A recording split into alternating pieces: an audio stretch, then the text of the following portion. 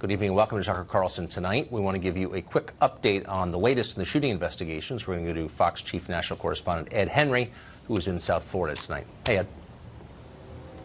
Tucker, good to see you. An affidavit out new tonight from the Broward County Sheriff shows, in fact, that the suspect told the police that he was the shooter, basically confessing to this, what everybody already knew. And I can tell you, yes, that death toll still stands at 17, far too high. But there were a lot of people here on the ground who thought it might climb some more because of the carnage they were seeing yesterday. But for the fact that you had a remarkable number of people at the hospital behind me who worked through the night on people who were going through surgery in critical condition, and they basically saved their lives. And for the first time, we talked to those doctors today to tell us about what it was like when they called that code green, all hands on deck, to deal with patient after patient, as we're also getting harrowing experiences from students inside that high school. Listen.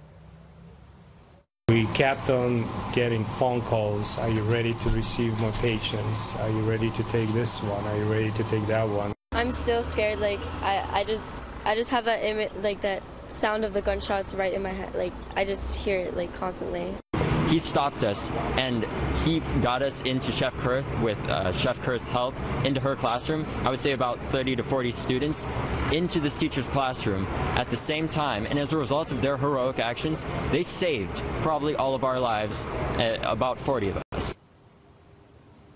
Listen to that last student talking about a janitor, an unsung hero in all of this, who realized that when the shooter pulled the fire alarm, there were about 40 barricaded students, as you heard there, who then rushed right towards the shooter. They didn't realize it at first. The janitor told them to turn around. They went into another room. They went to safety. They believe 40 more could have been killed. Again, 17, far too many. But I can tell you a glimmer of hope tonight, Tucker, which is that despite all of the patients last night who were in critical condition here, tonight there's only one in critical condition, and they're hopeful that it will soon be zero and that everyone will be getting out and going home very soon. Tucker. Ed Henry for us in Florida. Thanks a lot, Ed.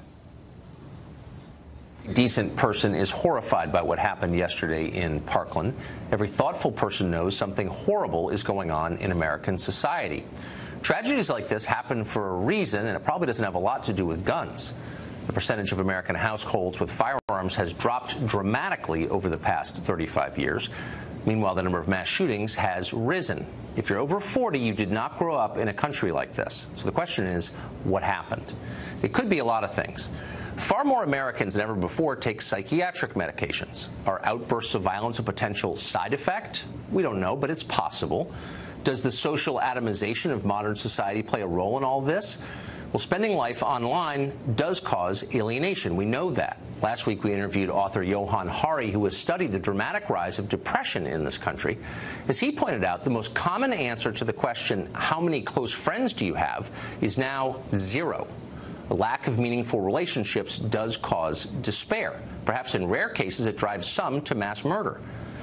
Meanwhile, the nuclear family has collapsed nationwide. Does a generation of boys growing up without fathers pose a threat to this country? Of course it does. Why wouldn't it?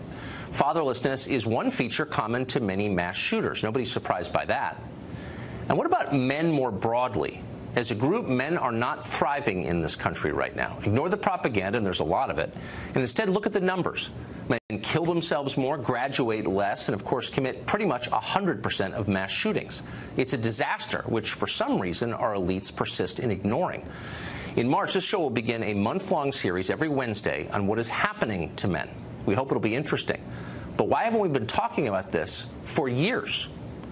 Now, we're not saying any of these factors caused the massacre we saw yesterday. We don't know that. We are saying we ought to do our honest best as a nation to figure out what exactly is going on here. But we're not doing that. That vital conversation has been drowned out and made impossible by mindless screeching about gun control, led by blustery charlatans in the media, you know exactly who they are, and also in Congress, whose only real agenda is moral preening. They aren't trying to solve the problem. Their aims are darker than that. Press a little bit and you'll see it. Sensible gun reforms, you hear that phrase a lot. You heard it all day today on cable news. What exactly does that mean, sensible gun reforms? Banning bump stocks? No. A piece on Vox.com today calls for a landmark gun control bill like the one Australia passed 22 years ago in 1996. That's the law that liberals are always telling you about. But the Australian law wasn't gun control, and it wasn't a voluntary buyback, no matter what they tell you. It was gun confiscation, a wholesale mandatory disarmament of the entire civilian population. Imagine what would happen if you tried that here in this country. America is not Australia for a bunch of reasons, including our history and our Bill of Rights. Imagine federal officials marching from house to house, seizing hundreds of millions of firearms from law-abiding citizens, and then fining and imprisoning those who resist. Vox approvingly calls this leadership. In fact, it's a recipe for bloodshed and civil war. It's nuts.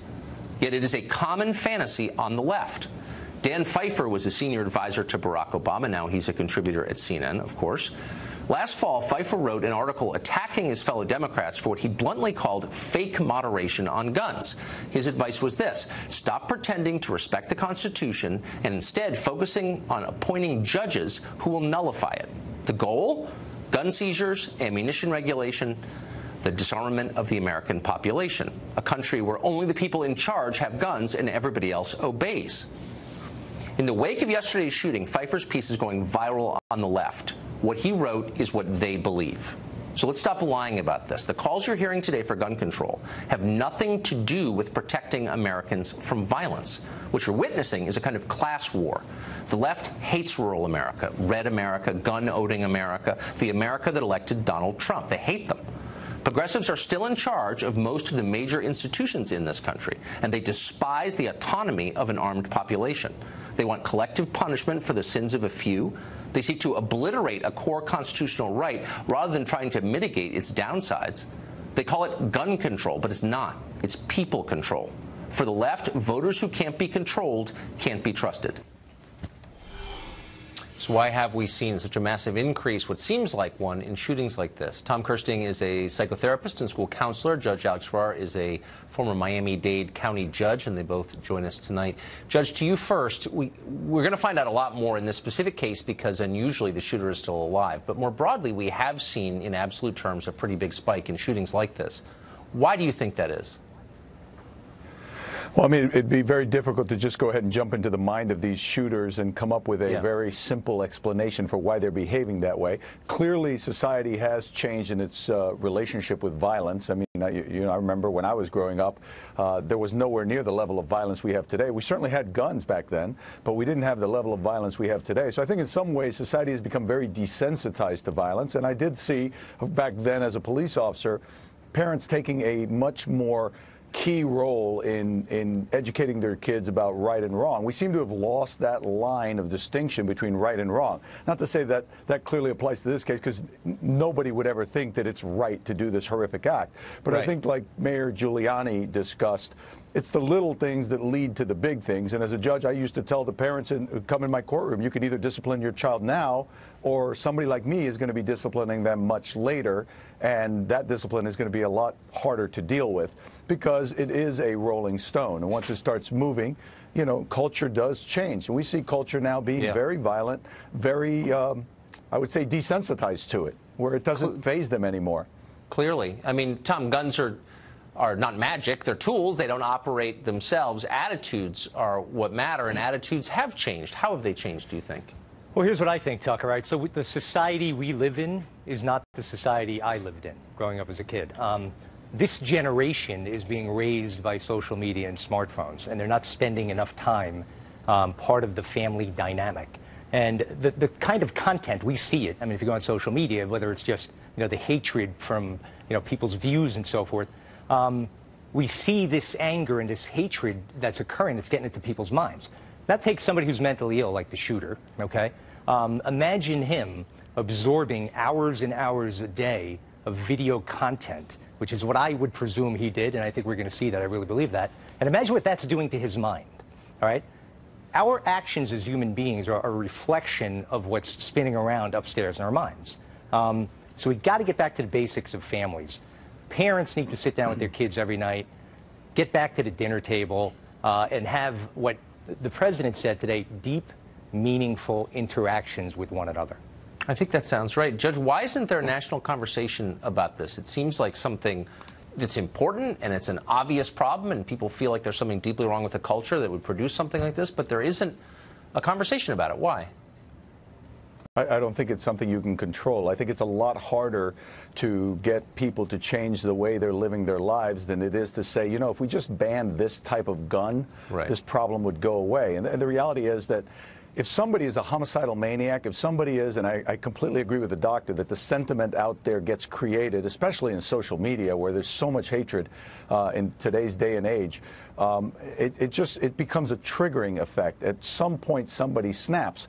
So if somebody snaps and they want to kill a lot of children because they think, you know what, I'm going to become infamous, you don't need a gun to do that. Just sitting here talking to you, I can think of 3 ways right now that I could kill a lot of children if I was a homicidal maniac, and none of them would involve guns. So it's an easy answer. It's easy to say, let's ban guns and we've solved the problem, or let's ban this type of gun, because I don't think the U.S. will ever, having been founded with the Wild West, having been founded with guns, would ever get rid of all their guns.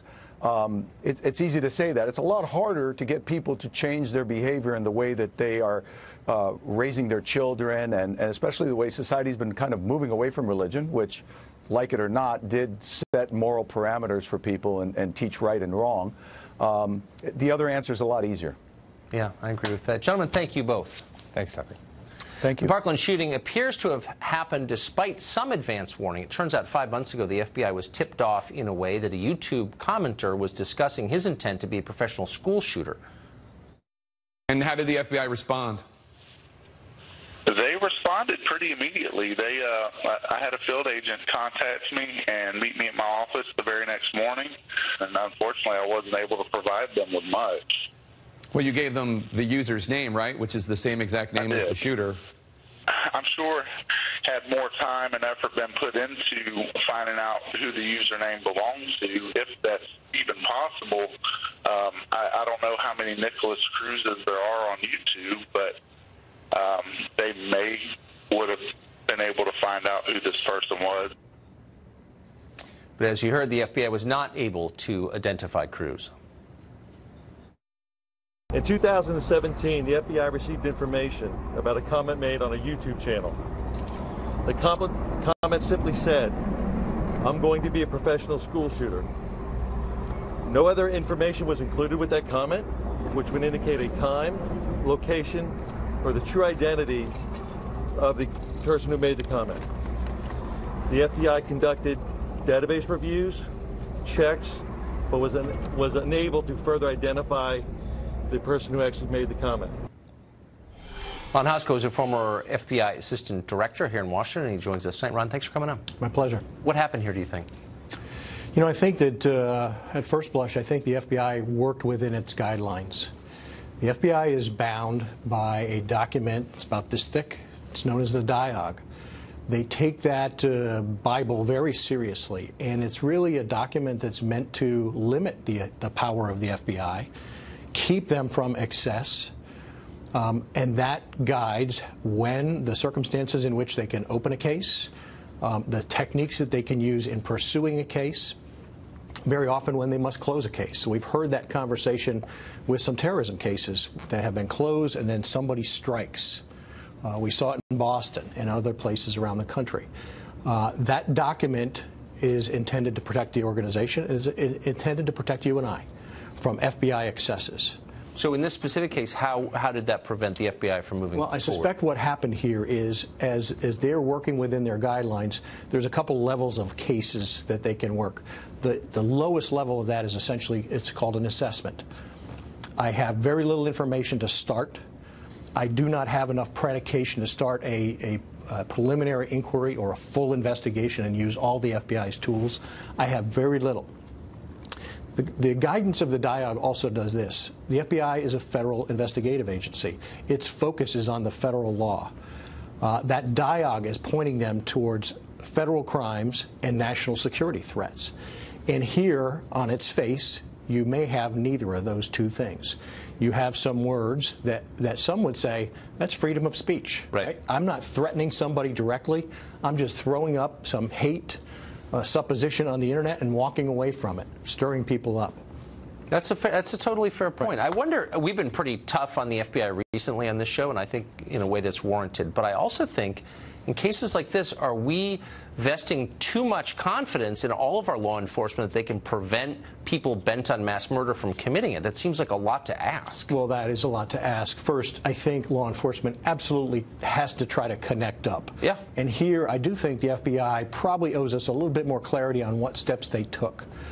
However, if I don't like something you say on this show, and I'm sitting at the FBI, and you've been critical of them recently, they don't get to start a case on Tucker. Well, that's right. And start following him, because one of those things of an authorized purpose is it can't be for protected First Amendment rights. Now, I'm sorry, you a minute ago referenced DIAG, just for... The DIAG, right. DIAG. Can you just tell us what that's... Is that an acronym? What is that? It is the FBI's investigative and operational guide. Okay, so it's the handbook. It's the handbook. It's this thick. All right. Everyone is tested on it. They hear, they get lectures on it from internal legal teams. They adhere to that. It's audited. Their conduct is audited. There's somebody looking over their shoulder to say you did this right, or you were outside of the bounds on this. And First Amendment protected speech is one of those key areas that the DIAG talks about repeatedly. And so they may have had an authorized purpose to start an assessment, but they can use very few tools. And what Rob Lasky referred to right there is open source. They can do database checks, other government agency database checks, or open source. And that's about it.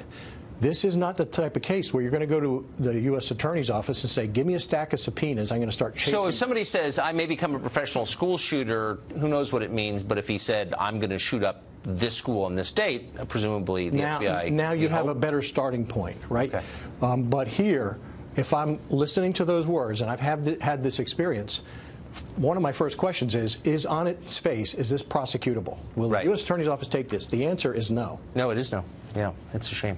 Ron, thank you for that. My pleasure. I appreciate it. The left is using yesterday's tragedy as a pretext for disarming the population. No surprises there. Up next, we'll meet someone who thinks that's a good idea. Stay tuned.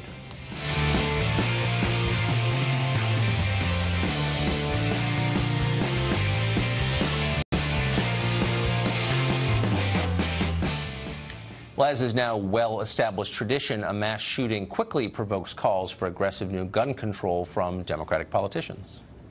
I believe in the Constitution, but no right is absolute, and common sense measures consistent with the Second Amendment are absolutely acceptable under our laws. In states and communities that have looser and laxer gun laws, there are more gun crimes committed. I have said over and over, I'd rather pass gun safety legislation than win the election. Ethan Behrman is a California radio show host, and he joins us. Now, Ethan, thanks a lot for coming on.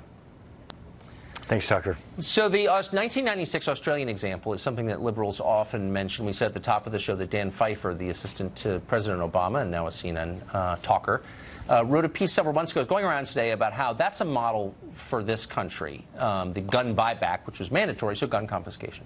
So there are hundreds of millions of firearms in the United States.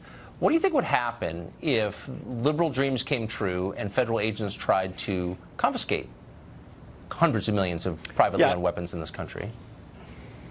That's not the right approach. And by the way, I don't actually agree with the Australian example. I use Germany, Finland, and Switzerland as the examples, and even Israel for that matter, which is where they have psychological background exams before you're issued the license to have your firearm. Switzerland has half as many firearms as we do, but they have 0 school shootings. Why is that?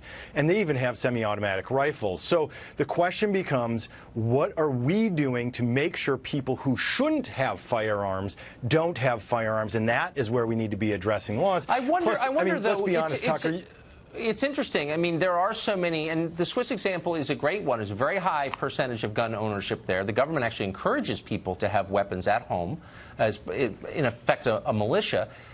But you have very few mass shootings, and in fact, very little crime. I'm wondering why there are no calls from the left to ask real questions about American culture, and does the collapse of family structure, millennia-old family structures, maybe something to do with this, or the fact that, you know, a quarter of the population's on psychotropic drugs, or obvious things. Why does no liberal ever mention those? It's always about taking my firearms away. Why is that, I wonder? Well, I mean, there is something to be to what you're saying, but let's talk about it from a bigger picture then. If you're going to go down that route, there were significant changes that happened in the 60s, 70s, and 80s, not just affecting the family, but also in terms of consumption of drugs that are actually prescribed by doctors for children. That's what I'm saying. We have That's things exactly like social what I'm media. talking about. I agree completely. Yeah. So, but what's so interesting is look, and I don't know the answer to this. I'm not a social scientist, but I've lived here almost 50 years, and I've seen how the country has changed. Guns are tools. You can do with them a lot of different things. They don't shoot themselves. It's silly. I mean, honestly, though, and we've had semi-automatic weapons for both of our lifetimes, and they haven't been misused like this. So why is this willful blindness to obvious causes and instead blaming the tool? That makes me suspicious. Can you see why?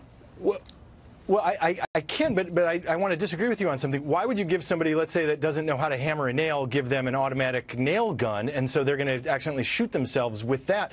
That's the same idea here with 100-round magazines. Bump stocks are absolutely meaningless and useless things that are just done to circumvent automatic weapons laws. Okay, there are common sense things that we can do to minimize the damage, Tucker. Minimize it. It's not real. Look, it's not real. There's one crime ever that I'm aware of ever in the United States in our history that was committed with the bump stock. I don't have any emotional attachment to bump stocks. They're stupid. They destroy your accuracy, whatever. Right. But that's so far from the actual point, which is what's going on to our society that would cause a 19-year-old boy to shoot his former classmates. Why does no one ask that question? And all these cable news demagogues, I care more than you do. But nobody asks the real questions. Why? What is this anyway? Talk about avoidance. Well, I know there are a couple of issues. This is actually a very complicated topic, and one of them is we have to change our laws regarding mental health care and getting people that you and I have talked about before, and it relates to homelessness that you brought up before. I agree. Mental health care is a crisis in this country. But then the Republicans want to cut. The Trump budget wants to cut over $1 trillion out of Medicaid and Medicare. So the Democrats close the mental hospitals. Okay, you can have the partisan debate, but I don't even care about that. I'm a father of 4. I care about the country. I want to have a real. I don't want to be infantilized with this dumb crap about, the fact that you have a deer rifle makes me less safe. That's a lie, and everyone knows it. Why are young men doing this? Maybe it's, I don't know why, but again, why do we not have that conversation? Why are we pretending it's not real? But because there's a two-part conversation, and you and I, interestingly enough, agree on the mental health problem that we're having. But on the second side, until we resolve that, why make it easy for them to mow down 17 lives in moments? Because actually, I know a lot about this. I don't think that you do. The truth is, you're not allowed. I do. I've fired AR-15s before, Tucker. No, but the law around it. If you're adjudicated mentally ill, you cannot buy a gun. No one who has been adjudicated mentally ill, to my knowledge, in a mass shooting has been able to buy a gun. The system, as it stands, works. What do you? do you see what I'm saying? No, it doesn't. So the teachers knew there was a problem with this kid, and no, our mental health laws are broken. They knew there was something wrong. Teachers know who are the problem, and we're not empowering them to do something about it. So it's really simple. Then let's be very specific in a very short amount of time. A teacher notices a kid is weird, possibly menacing. Does that mean get him counseling? I'm not against that, but does that mean he loses his right to buy a gun as an adult? I mean, what's the answer? And we do need to change. Yes. If a teacher thinks you're weird, he can take away a constitutional right. I'm not arguing against it. Once the psychologist or psychiatrist has seen you, yes. So if you're adjudicated mentally ill, that's already the law, Ethan. That's what I don't understand. That's already the law. You should know that, right? So we need to bridge the gap. We need to bridge the gap, Tucker. And in the meantime, what does that mean? I've actually called for Governor Brown here in California to call up the National Guard, station 2 National Guards people at every single school until we are able to resolve this. Okay, that's just putting a Band-Aid on a bloody wound. But thank you, Ethan. I appreciate it, and I hope we can talk more about this. Thanks. Yeah, thanks, Tucker. Former FBI Director Jim Comey told lawmakers the FBI did not think that Mike Flynn lied to them. Huh? Flynn, by the way, could be heading to prison having pleaded guilty to lying. What is going on? What is the heart of the Russia scandal? Weirder by the moment. Byron New York joins us next.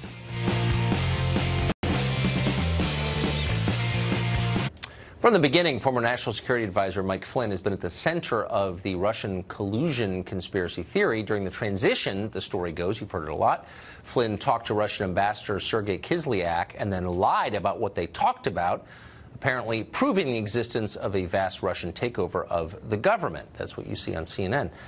That's the basic account. Is it actually true? Byron New York of the Washington Examiner has been looking carefully, and he reports that in March of 2017, Then FBI Director Jim Comey told Congress he did not believe that Flynn lied to investigators about his call with Kislyak. Instead, he said any false statements by Flynn were accidental. And yet, as we said, Flynn pleaded guilty to a felony for lying about that exact thing. What happened? Byron New York in studio with us tonight. Byron, this is really confusing. It is confusing. Go back to January of last year. I mean, the papers were filled with talk about Trump and Russia. Actually, they still are. Yes. But they were talking about Trump and Russia and Michael Flynn and these conversations that he had in December during the transition with the Russians. So on January 24th, on a basis that a lot of Republicans are very skeptical about, the FBI goes into the White House and discusses with Michael Flynn what went on in these calls. Now, there was a lot more news after that. Remember, with no lawyer present. This was with no lawyer present. That was Flynn's decision. Remember, there was a lot of Republican unhappiness because the substance of that conversation, which had been the Flynn-Kislyak conversation, which had been wiretapped because we wiretapped the Russian ambassador, had been leaked to the press. So Republicans were upset about that. They demanded that the FBI director, James Comey, come up to Capitol Hill and answer some questions. And they were surprised when Comey told them that the two FBI agents who had interviewed Flynn didn't think he lied to them. And if he said anything inaccurate to them, that it was not intentional. So they took the impression, these lawmakers took the impression that, well, I guess Flynn is not going to be charged in this case. And then fast forward to December 1, he pleads guilty to doing just that, lying in that particular meeting.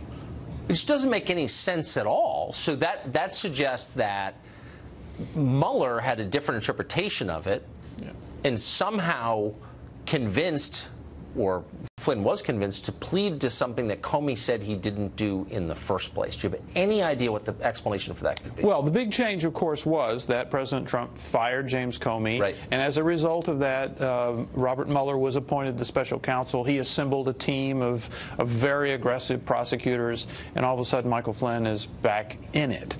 It's not clear, did they have more on Flynn, that they pressured him to do this?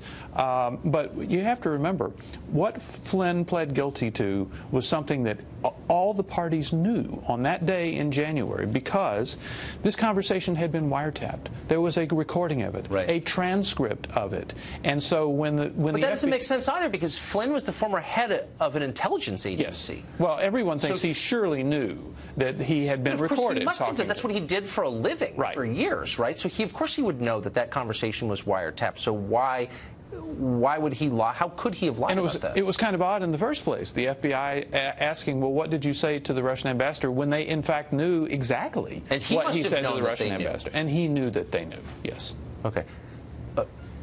We don't know what the answer is here, but clearly this is very odd, and I look forward to the day when we No, and the case, by the way, is not completely over. There have been a few developments in the last few weeks of a new judge in the Flynn case ordering the Mueller office to produce evidence to Flynn, which is kind of an unusual situation in the sense that he has already pleaded guilty. Right, and that's so that evidence case he is should have not seen really anyway over yet. ahead of time. Yeah. Wow, Byron New York, amazing. Thank you for staying on this. Thank you. President Trump's tax bill gave badly needed tax relief to much of the middle class. Now the administration is considering offsetting that with a big hike to the gas tax aimed squarely at rural America. We'll discuss one of the president's more baffling policy proposals next.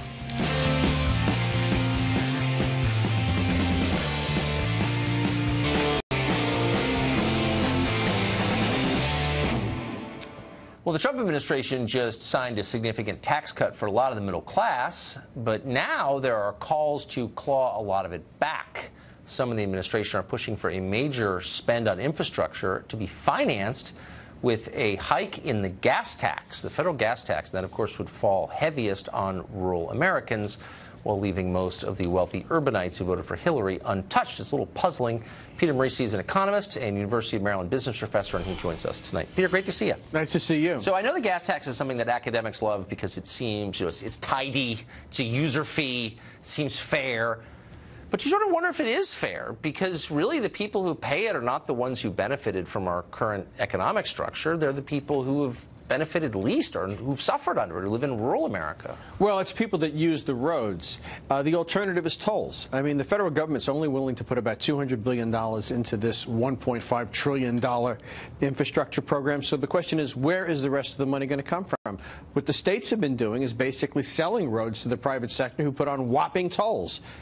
But wait a second, that's the alternative? So why do we have government? Is it to, like, run diversity seminars and, pay the retirement of federal employees? No, it's to defend the borders, to keep the Visigoths at bay, and to pave the roads. Like, that's a core function of government. And when did that become, like, an extra add-on?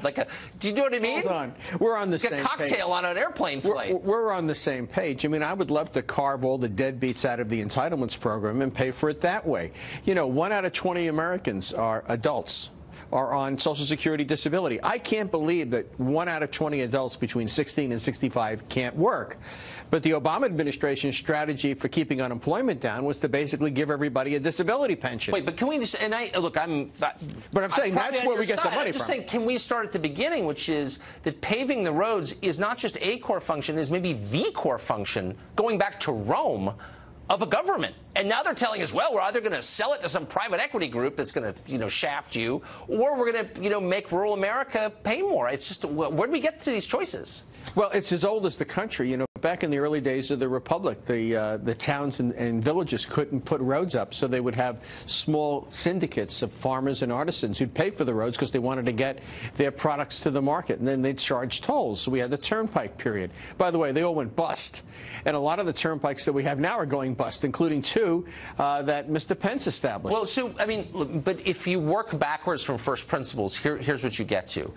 If we were to pass this 25-cent increase, that would instantly eliminate about 60% of the benefit that middle America got from this tax cut. Well, it's ridiculous to go 25 cents. The gas tax right now is 18.4. Since it was last raised in 1993, we've had about 67% inflation, about 2/3. So if you raised it by 12 cents, you'd be keeping up with inflation. That would be much more reasonable. But, a lot of the gas tax is wasted. Let's forget about all the deadbeats on welfare. For example, they take some of that money for mass transit in New York or in Washington. And whenever you do that, all they do is increase civil servant salaries. Of course. They use it for bike paths, beautification, things of that nature. No, but so if this were... And then there's Davis-Bacon. No, I couldn't agree. I'm with you on all of that stuff. But for some reason, the Chamber of Commerce is pushing this gas tax stuff. And you sort of wonder, so who uses the roads? Well, one of the biggest users of the roads is one of the biggest companies in the world, whose owner is the richest man in human history, Jeff Bezos of Amazon. You know what they paid in federal tax last year? Let me just do the math in my head. Oh, nothing. Nothing. According to a report for the Institute on Taxation and Economic Policy, Amazon paid nothing. And yet, a lot of the, that's their business, is using the roads. So why can't we just assess Amazon for this instead of assessing everyone in rural Maine and Nebraska? Well, I don't think you'd quite get away with that, because I think you'd find that Amazon is very capable of lobbying. Yes, you would. Yeah, I think that's right. My feeling is there's a lot of inequities in the tax structure. For example, the carried interest. We all heard about how Mr. Trump was going to get rid of the carried interest. He said so when he was running for president. But unfortunately, Cohn, Mnuchin, and Trump benefit a great deal from it. So somehow or other it got left out of tax reform. And those guys continue to pay very low rates on their income. There are a lot of inequities in the system. We could certainly pay for the roads by cleaning up entitlements, by getting some of the still privileged loopholes out of the tax system. But unfortunately, that ain't on. And so they talk about a gas tax. I like a gas tax better than, for example, tolls and things of that nature. Well, of course, selling public property to private companies. They did that with ticket collection here in D.C., and it's been a complete disaster. Well, they did it with parking meters in Chicago. Same thing. But again, that shouldn't be our choice. But just really quick, 3 steps back. If this goes through, the Chamber of Commerce gets its way, and rural America has to pay the bills for Amazon, no federal taxes last year, do you think people start to think, I'm getting the wrong end of the stick? Well, I think that's one of the reasons it's so difficult to pass an increase in the gas tax, and that's why it hasn't gone up in over 2 decades, is simply because it is unfair that there are so many people in this country that are terribly wealthy that don't pay a whole lot of tax. Yeah, and like all the MSNBC hosts who ride their bicycles in from Brooklyn, they're not going to pay a single dime in this. Maybe we'd have a bicycle tire tax. How about that one? $3 if bucks you're a riding tire. your fixed gear in from Brooklyn, you're going to have to pay double. That's my rule. Peter, great to see you. Take care. Thank you. Well, it's not just politicians who were irresponsible at yesterday's shooting. Celebrities went completely over the top. Not surprisingly, Mark Stein's been paying attention. He joins us next.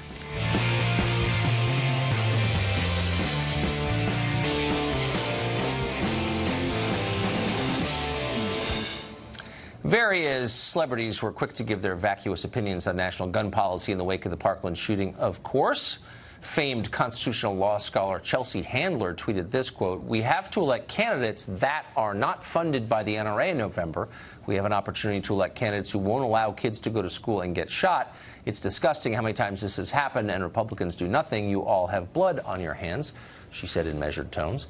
Meanwhile, elder statesman Kim Kardashian West tweeted this, quote, "We owe it to our children and our teachers to keep them safe while at school. Prayers won't do this, action will. Congress, please do your job. Protect Americans from senseless gun violence." That was written by a publicist, you can tell. And there are a lot of other tweets in that same vein. Author and columnist Mark Stein specializes in celebrity tweets. Indeed, he's compiling a book on the subject, we hope, and he joins us tonight. Hey, Mark. Hey, Tucker. Good to be with you. So what do you make of the response to this? Well, you know, at a certain level, I understand these idiotic tweets because the defining act of these school shootings is the absence of meaning. I mean, if you compare it with, say, that ISIS guy on the bike path in New York who mowed down a bunch of people because he wants to usher in a new caliphate worldwide, in a sense, when you're doing it for Allah, that's easier to understand than these completely empty purposeless events where a guy just kills a bunch of school kids for no reason at all. And in that vacuum, where we search for meaning, people pour their lamest, dreariest tropes. And so to blame it on the NRA is the default position of most celebrities and most Democrats, and that's what they do. But it's precisely because there is an absence of meaning in this event. It's precisely because a guy kills 17 people for no reason whatsoever. They did nothing to him. That suggests what you said at the top of the show, that the reasons for it are deeper, more complex, and it behooves us, in memory of the dead, to actually talk and think seriously about it. I agree with that. It's a very deep observation, though, about the hollowness at the core of these things. What do you think, and I don't know, you don't want to speculate, no responsible person does, but you've watched years of this. What's your instinct about some of the causes of it? Well, for example, I mean, I think it is much... You talked about social atomization at the top of the show, Tucker, and that's true. But the fact is that the combination of factors means you can be socially entirely dysfunctional and actually have what seems like a rich and rewarding fantasy life through technology now. You know, if you're in the late 19th century, if you were a miserable social loser, you were basically just on your own kicking a can around the backyard. There was nothing else to do. Now, like this guy, you can go on the internet, you can make threats that attract the attention of the FBI, apparently.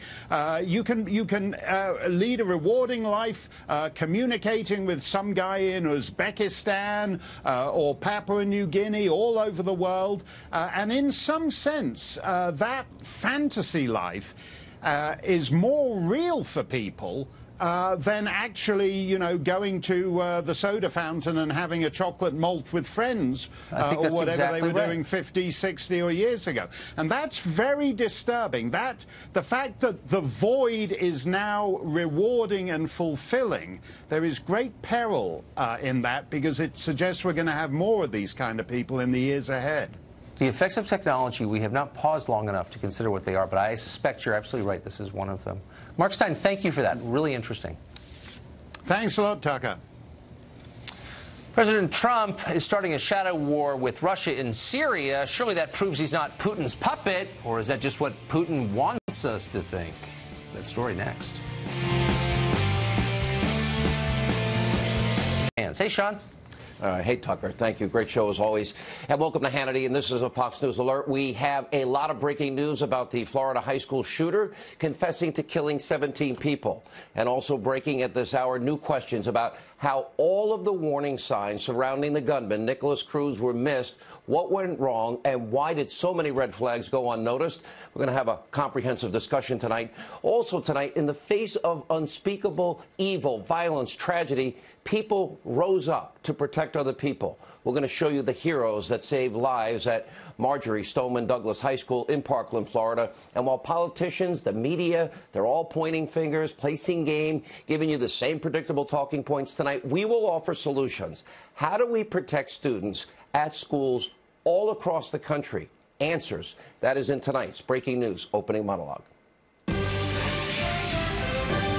All right, we start tonight with breaking news and details about the investigation into this horrific, tragic Florida high school shooting. Now, the 19-year-old gunman, Nicholas Cruz, he has now confessed to slaughtering 17 innocent people and wounding at least a dozen others. Now, Cruz is also telling investigators details of the sinister attack. He shot students in the hallway. He fired into 5 separate classrooms. And Cruz also confessed to authorities that he had extra ammunition in his backpack. Now, we're also learning disturbing new details of missed warning signs in what is now one of the worst mass shootings in American history. All of the red flags were there, but tragically, Nicholas Cruz was able to commit this heinous act. Now, the FBI is in fact confirming tonight that in September, a YouTube user with the name Nicholas Cruz, spelled the name the same way as the shooter, was reported to the Bureau for writing, quote, "I'm going to be a professional school shooter." Now, the man who reported the comment says that the FBI visited him the following day, but the Bureau is saying today that it could not be determined the time, the location, and actual identity of who posted the comment. Now, our own Catherine Herridge, as she noted earlier today, all the FBI would have had to do is trace the IP address, which is a routine practice, to determine the location of the individual. For some reason, it didn't happen in this case. Now, the mayor of Broward County is saying that Nicholas Cruz was being treated at a mental health clinic but stopped seeking treatment more than a year ago. And authorities are describing his social media posts as beyond disturbing. Just take a look at some of these pictures. You can see the suspect. He's seen posing with guns and knives and even dead animals. And former classmates of Cruz say he was a loner. He was obsessed with firearms. He liked to show off pictures of all of his weapons. Now, the Miami Herald is reporting that Cruz had been suspended for fighting and having ammunition in his backpack, and Cruz was then later expelled for disciplinary reasons and was attending a school in Broward County for at-risk students. Cruz also had problems at home. Both parents adopted him, and his brother are dead. His mother passed away in November. Now, the suspect was staying with a friend's family, and there were also reports of Nicholas Cruz having ties to a Florida-based white supremacist group. But law enforcement said earlier today that they haven't seen any of those connections. We'll continue to monitor. What's also very troubling tonight is how students are describing their former classmate. Now, this is what they say about the shooter, Nicholas Cruz. Let's watch. He definitely had just something a little off about him. But it was just more or less that he was aggressive and quiet and shy about when he got aggressive. Personality was very different. He was a bit off. He would curse randomly in the middle of lunch. You know, he would just scream out random curse words, and he always just seemed a little bit off. You know, just something was wrong with him. That it was a lot of crazy stuff that he did. Just not right for school. He got kicked out of school multiple times for this kind of stuff. Honestly, a lot of people were saying that it was going to be him, stuff like that. We threw a lot of kids threw jokes around like that, saying that he was going to be the one to scoot up the school. But it turns out, everyone predicted it. That's crazy. Now, just like with other mass shooters, there were signs, there were warnings of mental, social, emotional problems, but all the pieces were never put together to prevent this tragedy from happening. And like with many other shootings and terrorist attacks, Nicholas Cruz was telegraphing his intentions all over social media. Now, aside from the obvious fact that anyone that would commit these horrible acts of evil and violence are completely deranged, the one commonality between the gunman in Parkland, Florida, to Sutherland, Texas, to the church in South Carolina, Sandy Hook, Virginia Tech, are mental health issues and mental illness. Now, during an address to the nation earlier today, the president offered his deepest condolences, and he highlighted this issue of mental health. Let's take a look. We comfort the grieving and the wounded. And we hurt for the entire community of Parkland, Florida, that is now in shock and pain and searching for answers. To law enforcement, first responders, and teachers who responded so bravely in the face of danger, we thank you for your courage. We are committed to working with state and local leaders to help secure our schools and tackle the difficult issue of mental health. Later this month, I will be meeting with the nation's governors and attorney generals, where making our schools and our children safer will be our top priority. It is not enough to simply take actions that make us feel like we are making a difference. We must actually make that difference. Profound words from the president saying it's not enough to feel better, it's got to make a difference. Now, the president is planning to visit Parkland, Florida, and offer comfort and support to the community. Details have not yet been finalized. Also, predictably, within hours, Democrats, the liberal media, they race as they always do to politicize a tragedy and try to blame, believe it or not, President Trump and Republicans. Let's take a look. Step up, be a man, and talk about it, and stop thinking about the NRA and your next campaign donation. Just stop. Everyone knows what you're doing, and it's time. That does it for us this morning. Stephanie Rule picks up the coverage right now. Thanks so much, Mika. Thanks, Joe. And to Marco Rubio, you don't have to step up and be a man. Step up and be a human. Words of consolation, talk about mental health, are simply not enough. They must be followed by real action. The president has to lead or get out of the way. The people have got to say enough is enough. We're not continuing with all these massacres. And we've got to have the representatives of the people in the halls of government respond to that. This has happened with Republican administrations, under Democratic administrations, but what you see there, it's shameful, it's disgusting, but it's not surprising because it's so predictable. It happens every single time there is a shooting. Hollywood celebrities, they were also quick to post their hateful messages, of course, aimed at the president. Republicans on Twitter. Let's start with Chelsea Handler tweeting, quote, "We have to elect candidates that are not funded by the NRA in November. We have an opportunity to elect candidates who won't allow kids to go to school and get shot.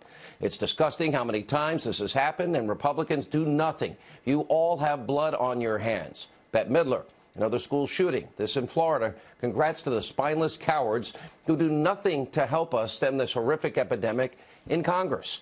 And Director Adam McKay posted, "Normal person, oh my God, kids are being killed in schools, churches, concerts. Let's do something. Republican congressman, kids are being killed in schools and churches and concerts. Let's not do one single thing. Hashtag blood on your hands at GOP and at NRA."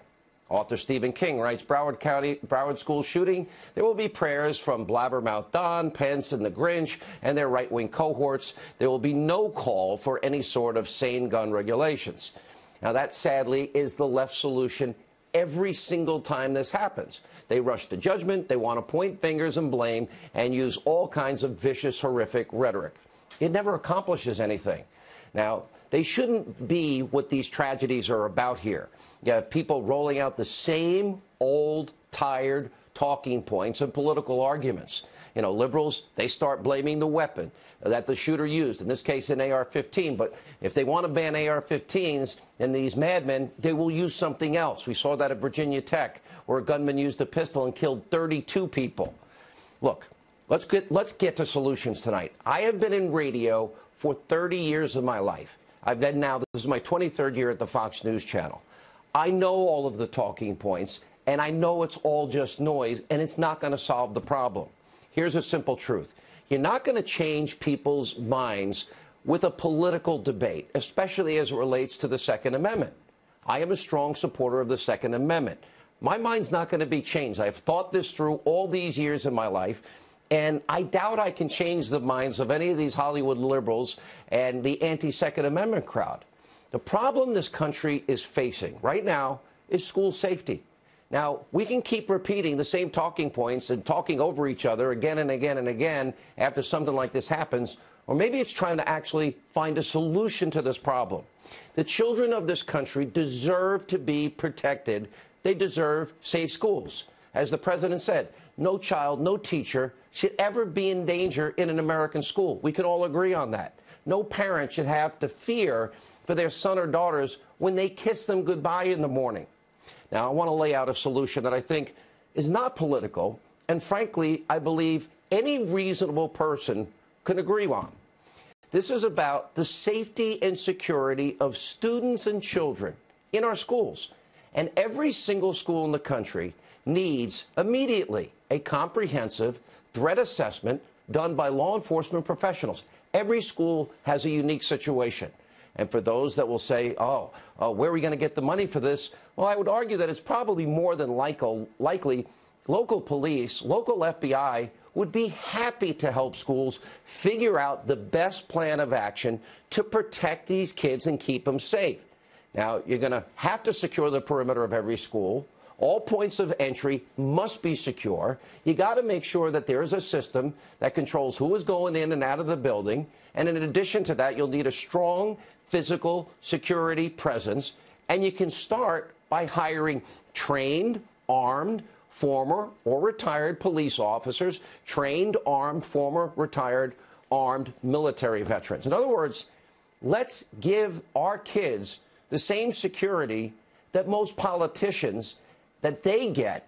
Let's give them the same protection that actors and actresses get on the red carpet when they're at the Oscars and pretty much everywhere else they go.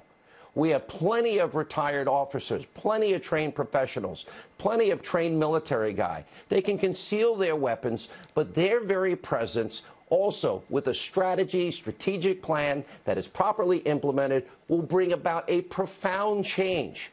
I know there are probably detractors out there. They're going to say, but Sean, Parkland, Florida High School, they had an armed security guard. Okay, here's the thing. The school has 3,000 students. It's one of the biggest campuses in Florida. You're going to need more than one person to properly assess and deter any potential threat at a facility that large. We need enough people to protect every single building, every point of entry, and the entire perimeter. Now, some of you will argue, okay, this is going to cost money. You're right. My answer is yes. But is it not worth every penny so that we never, ever have to turn on our TVs like yesterday and see this unfold ever again like what happened in Parkland? Now, here's another point about the plan. Now, we already know it works. I broadcast from New York City, and post 9/11, you cannot enter a single office building without a work ID. I have a radio building I enter. I have a TV building I enter. And if you're a visitor in any of these buildings, you have to present a valid identification, or else you're not getting in, and you have to be vouched for by people that have been secured and already in the building or work in the building. Every student can have their own valid ID before entering the school, and also, where needed, metal detectors, which have already proven to be effective in some schools in the country. Here's the bottom line. We are at a crossroads. It's time to either step up, do our job, create school safety that will work for these kids. Give them the same safety our politicians, actors, actresses, and famous people get. And instead of bringing out the same old talking points and trying to score cheap political points and trying to outdo each other with the same arguments, same attacks, nobody's mind's being changed. Maybe for once we could solve the problem. And this should be all about solutions. Now, I'm not saying this plan is flawless. Nothing is ever going to stop 100% of these things from happening. There is evil in the hearts of other people, unfortunately, in this world. But why wouldn't we try to do every single thing we can do in this case to prevent these tragedies from occurring and make them less deadly if, in fact, they do happen? Here's a simple test and a question for everybody tonight I think they can ask themselves. If, God forbid, you ever found yourself in any type of administrative building and that building has an active shooter, would you prefer to know that there are trained, armed, retired military and police already on site to give you a fighting chance? Would you want to know that there was a complete threat assessment, security assessment on that building that was completed? My guess is you probably would. Now, here's our final point. Democrats, They say gun control leads to less violence. Well, if that's the case, I'd like them to explain why cities with the highest murder rates have the strictest gun control and are run by Democrats. Look at these stats about the number of murders in 2016. All of these cities have Democratic mayors and have been run by liberals for years. Yet their crackdowns on the Second Amendment, it has done nothing to stop violence. Liberals also don't want you to know about these shocking statistics. During the Obama presidency, there were over 3,900 murders in his adopted hometown of Chicago, and more than 18,000 people who were shot in Chicago just during the last 6 years of his presidency. Now, did you remember hearing this kind of outrage and blame by the left about the out-of-control violence? That's one American city. And liberals also love to say that giving people the right to carry doesn't prevent crime. The figures say otherwise. Let's take a look at some of the charts given to us by author, More Guns, Less Crime, John Lott Jr. from the Crime Prevention Research Center. The chart shows violent crime before and after right-to-carry laws were enacted in the U.S. And as you can see, having more citizens armed leads to a decrease in violent crime. Here's another graphic on murder rates before and after right-to-carry laws were put into place. Also in the U.S., murders have plunged as a result. And as John Lott Jr. points out, as more people carry guns, you see further drops in both of those statistics. All right, a lot to absorb. The answer is we got to protect our kids. We don't need to tune into what we saw yesterday ever again. Let's start solving the problem. Here with reaction, the host of Justice with Judge Jeanine Pirro. Judge, any court, that you walk into in America, I have to go through a metal detector anyone I've ever been in. I also have to present an ID in any court I've ever been to. Every time I've been to Congress, every RNC convention, every DNC convention, every ball game I go to, and every office building in New York. Can we not do something better instead of the same old arguments? Well, Sean, you're so right, and what you said certainly rang true to me, where whenever something like this happens, we go to the old argument. The Second Amendment people say, the right of the individual to possess a bear arm shall not be infringed. And then on the left, they say that guns kill people. I think shooters kill people. But let me start by saying, Sean, number one, that as a DA, I would often have to tell a parent that their child was the victim of a homicide. So my heart goes out to all of those parents and all of those people who knew the victims here.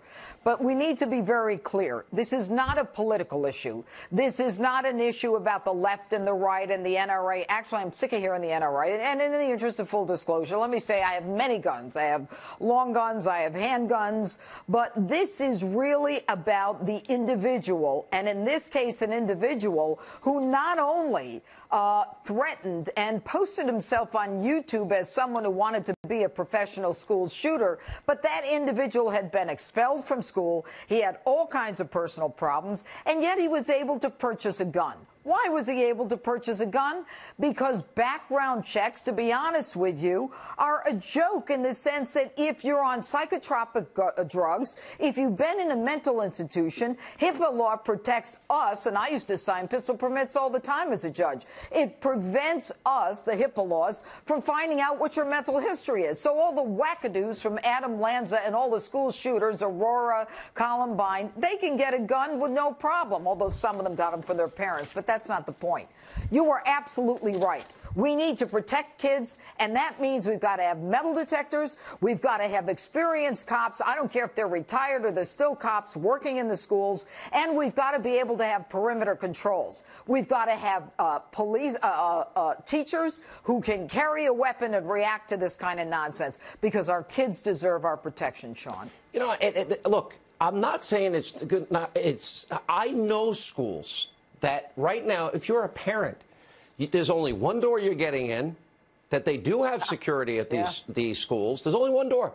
And even if they know you, I've gone into schools where, hi, Mr. Hannity, I need your ID. First thing they would say. Yeah.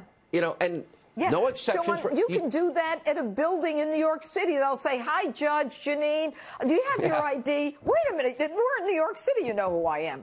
But I agree with you, Sean. What we had here, though, was a warning that we haven't had in other cases. And with all due respect to the FBI, if they deserve it, based on everything we're hearing about, I don't want to hear another FBI agent go up to a microphone and say, we had no further identifying information. Wait a minute. You're the FBI. Some guy did the right thing, and he called you, and he said, this kid is on YouTube saying, I want to be a professional school shooter. How many people in this country have the name Nicholas Cruz? How many people in this country have the name Nicholas with a K? How many of them have bought a gun? If we learned anything from 9/11, it's that the federal agencies don't connect with each other. This kid, all the warnings were there. All they needed to do was connect the dots, and they didn't. No, I think, Judge, you couldn't say it any better. All right, we appreciate your insight, and we'll be watching you this weekend, and you're in for me tomorrow night, and people will be watching. Thanks, Judge. When we come back, President Trump, we have a lot of breaking news, vowing tough action on mental health following the shooting massacre in Florida. Ed Henry has details and so many more angles, and we'll introduce you to the heroes from yesterday. Straight ahead.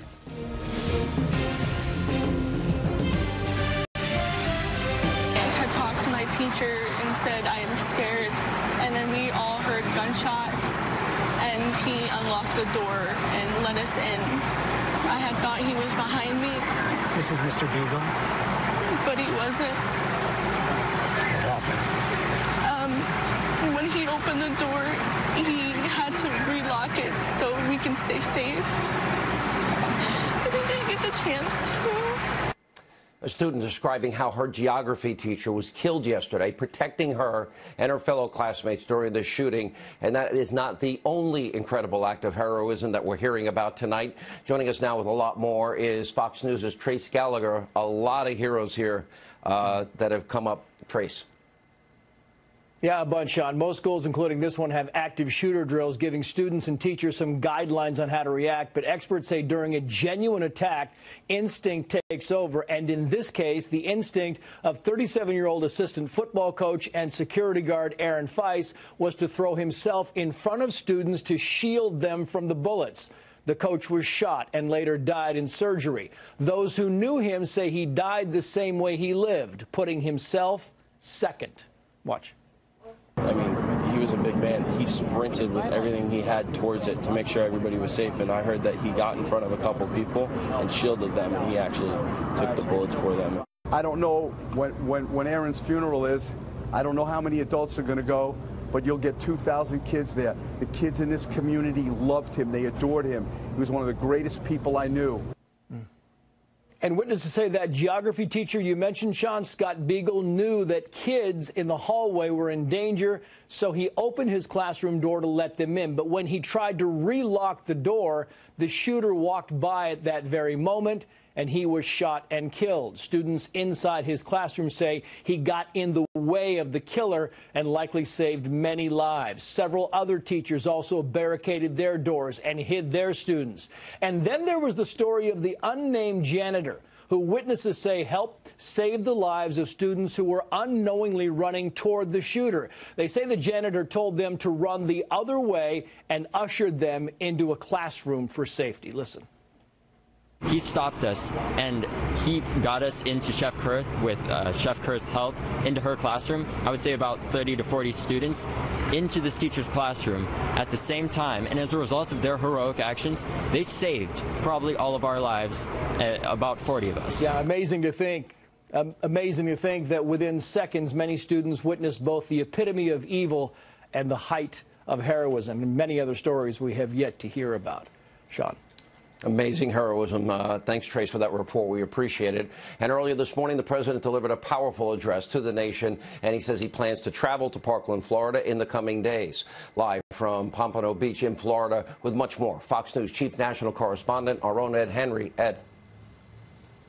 Sean, good to see you. When you want to talk about heroes, I can tell you this time last night at this medical center that I'm standing in front of, there were fears that the death toll of 17 was going to rise. There were still people in critical condition, people here working around the clock to save lives, doctors, nurses, first responders. And I can tell you tonight there's a glimmer of hope. There's only one patient left in critical condition. They're still rallying around that patient. The president giving his thanks certainly today, grateful for everyone springing into action, but also trying to heal the nation as he spoke from the White House. Listen.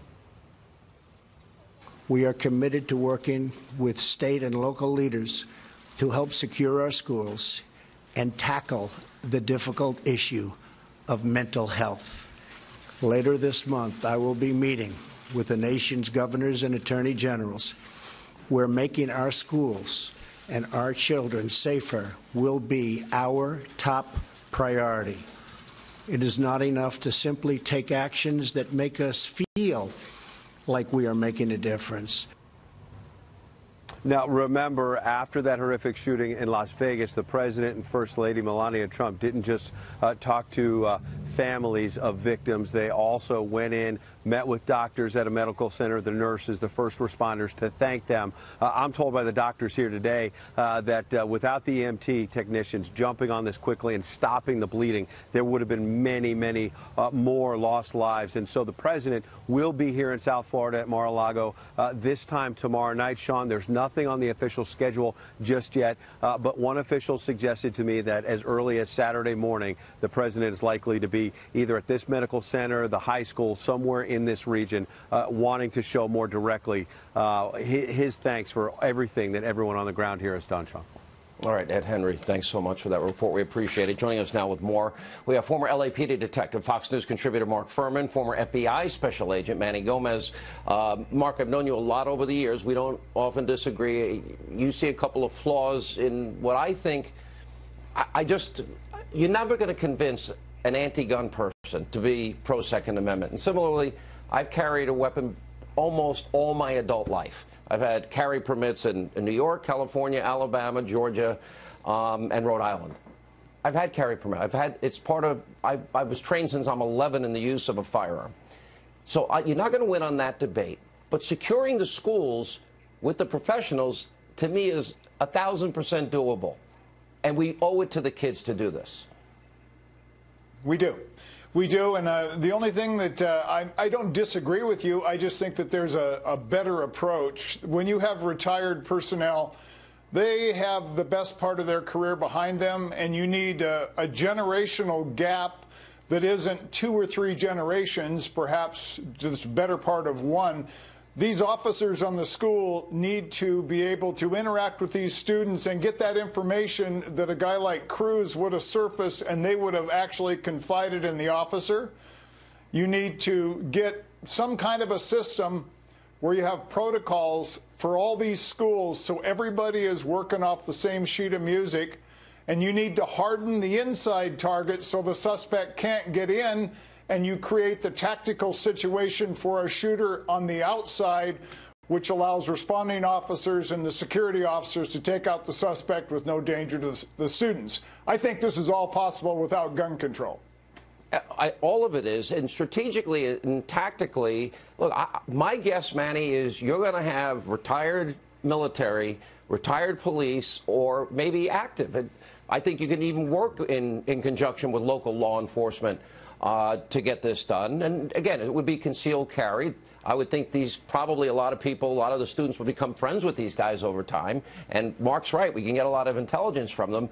But strategically, tactically, you surround the perimeter. You have a full threat assessment, security assessment. We know the entry point at any point. And all of this, everybody gets in is known. Nobody that is unknown gets into that school, period, end of sentence. It seems doable if we choose to do it. I totally agree. Having the experience of former military, former law enforcement, we just had a wonderful piece where the coach from this high school saved lives. This is a coach that knew these students. He was a father figure, perhaps, certainly an adult figure to these young men and women. That's what we need. We need people that these young people will respect, look up to if they have problems, whether it's a active shooter situation or on a more day-to-day basis, a drug condition, a criminal condition, a bullying condition. They will go up to these former law enforcement, former military role models and be able to discuss with them what they could do to help the situation. So it'll be a win-win-win on a daily basis. That's and Mark, you said right. something. If they're there every day, look, I was a kid smoking in the bathroom. I got to know the janitors, everybody, because they wouldn't rat me out for when I was young and stupid. But in all seriousness, they're going to get to know these kids. Those kids are going to open up to them.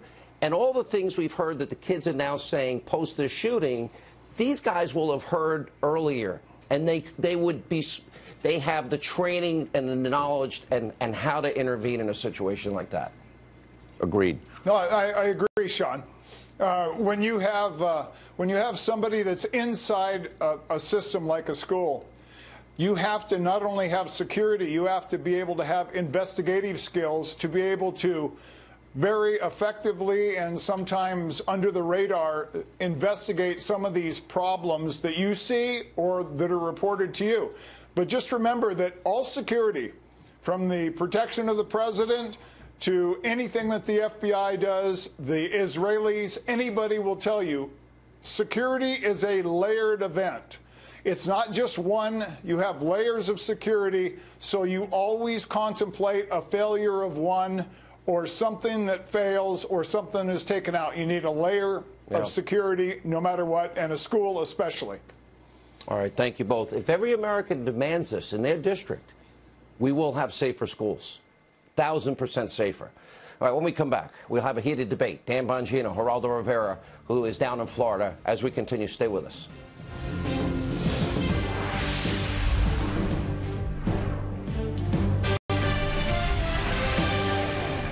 All right, following yesterday's deadly shooting in Florida, Democrats, members of the media, so quick to politicize a tragedy. Take a look.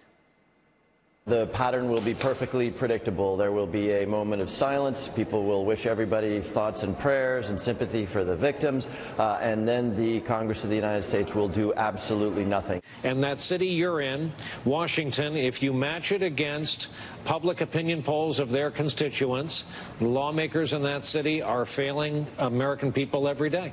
I just really don't know what the body count needs to be before people in Washington, D.C. give a rat's ass about the people in this country and their children. This one is the 18th school shooting just this year, but also the day-by-day deaths that are preventable, and we have an obligation to prevent. Congress has been complicit. Congress bears responsibility. All right, joining us now with reaction, Fox News correspondent at large, Geraldo Rivera, former Secret Service agent Dan Bongino. All right, Geraldo, last night we got a lot of reaction, and you're rightly, this has to end. I share your passion, and I know how sincere you are. Then you went into this AR-15 argument. I don't want to change this into a gun debate because I think we better transcend it quick. I will never convince you that on the issue of guns, and I own AR-15s. You're never going to convince me. So if we get rid of the AR-15, Virginia Tech was the worst shooting in history, and that was a pistol. So we'll get rid of the AR-15, we'll get rid of the pistol. What about securing the schools? What about the retired military, trained, armed, police, military guys, securing the perimeter? A real plan like we have for actresses and actors and politicians. You know, brother, I totally endorse your campaign to harden our schools. I think that Detective Furman laid it out in very explicit terms with the layered defense and so forth, and I can't top that. I am 100% behind you in that, Sean. But I think that people have to get their arms around a harsh reality that in the state of Florida and many other states, a psycho, disturbed, expelled 18-year-old who's talking about being the next schoolyard shooter can legally purchase an AR-15 military-style assault weapon. This is a kid who can't buy a beer in this state. I think that it is outrageous and illogical, Sean. And listen, and we have to remember one thing. That AR-15 was banned. Sales of that weapon were banned in this country from 1994 until 2004. And it didn't help. Under the Brady ban. Didn't help. I mean, for 10 years, we didn't have it. It did help. I mean, let's do something. I mean, we can't have the kid who's fermenting all this evil inside him have such easy access. Not only does he get the machine. All right, Dan. Geraldo, listen, I appreciate your emotional involvement in this as well. It was a tragedy. But let's talk reality. The assault weapons ban, the Department of Justice's own study on the assault weapons ban, said it did almost nothing to reduce firearms violence. So what you're suggesting, to be clear here, is what? That legal, law-abiding American citizens like me, right? I own an AR.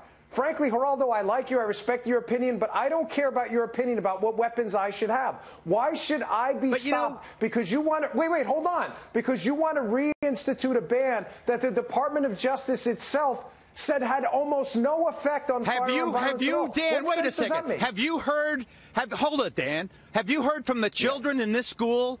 Have you heard from the children going up to the news teams and telling them how disappointed they are in the adults and that you have to do something? They have to or get off the pot. Yeah. I mean, stop with the thoughts and prayers. If I hear one more politician tell me about the dead 17 kids are in their thoughts and prayers, I don't care about their thoughts and prayers anymore. Geraldo, I care about what they're going to do to keep my child safe. I've got kids. And you know what? Listen, you were a war correspondent at one point. I was a police officer. I've actually been shot at. And you know what? I had a firearm to defend myself.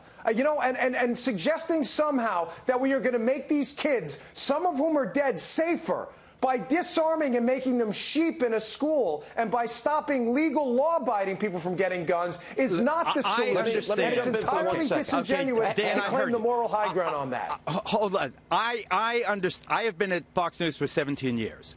I understand how my feelings on this are not in sync with the majority of my audience. I apologize for that. But you have to know how deeply I feel about this. When an 18-year-old who has been expelled from school, whether he's orphaned or he leaves his foster family or he's shooting in the backyard and he's telling other friends, you got to come see my guns, when that kid can go up to this gun seller here and legally purchase an AR-15 with 30-round clips, the standard clips, and buy a half a dozen of them and extra ammo. And this is the same kid, this is the same punk, psycho, loser kid who can't buy a Budweiser because he's underage. If everyone doesn't see how illogical that is, then I feel sorry for people. If you can't, if your embrace of the Second Amendment is so fervent and blind. Remember, 32, the worst U.S. school shooting, 32, it was a pistol. But let me go back. I think I'm proving a point here. We're not going to convince either side in this debate. You're not going to convince Dan. You're not going to convince me. We're not going to convince you. I think the answer, and I'll throw it to Dan first, is to protect the schools. Full security markups of every school, secure perimeters, entry points only, and armed retired military police. Dan. Sean, it's the only way. You know, I was a cop. When I used to sit in the cell, sometimes I would talk to the criminals we arrested on gun crimes. America, are you listening to me? Criminals don't care. They don't give a damn about your gun laws. Matter of fact, they love your gun laws. You know why? They get to prey on a bunch of innocent sheep out there. I'm not disputing Geraldo's authenticity here or his genuine passion for this at all. I'm simply suggesting that the solution he presents is an irrational one that we both agree, Geraldo. This kid should have never been in possession of firearms. I'm simply saying your solution will not work. It is entirely irrational. All right, real quick, we have 20 seconds. I'm not going back to guns. I've got 5 kids. I've got a 12-year-old who's in middle school. I want her protected the way my money is protected in the bank. I want her protected the way we are when we go into airports. I want we always say, what's your most precious possession? My most precious possession are my children. We always say that. Let's put our money where our mouths are. I hope that the president, as he's coming down, and I know that he's coming here to Parkland, will also voice his concerns about this in a very deep and heartfelt way, in a sincere way. Right, I agree. But I definitely think we've got to look. Geraldo, at the end of the day, we all agree on that point. And you can't tell me that if we can secure the airport, secure our planes, secure the Oscars red carpet, and help and everybody else that wants security, that we can't do it for our kids. That's a must. Good to see you both. Appreciate it. If you're a parent, you definitely want to see this next segment. We're going to tell you the warning signs to look for, and others. If you see it happening, see something, say something. That actually happened this time, but what should you be looking for next?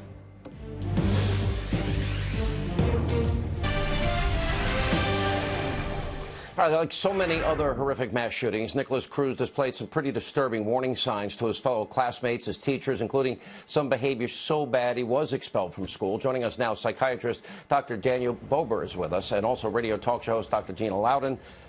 Dr. Loudon, we got into this last night. All the signs were there. People, see something, say something. Okay, they said something. The FBI was brought in. The evidence was all over social media. The kids had an inkling that something was very wrong with this young man. Yeah, Sean, I've been on the ground enough here that I've spoken with a lot of the students. I spoke with my own children who go to school not too far from here.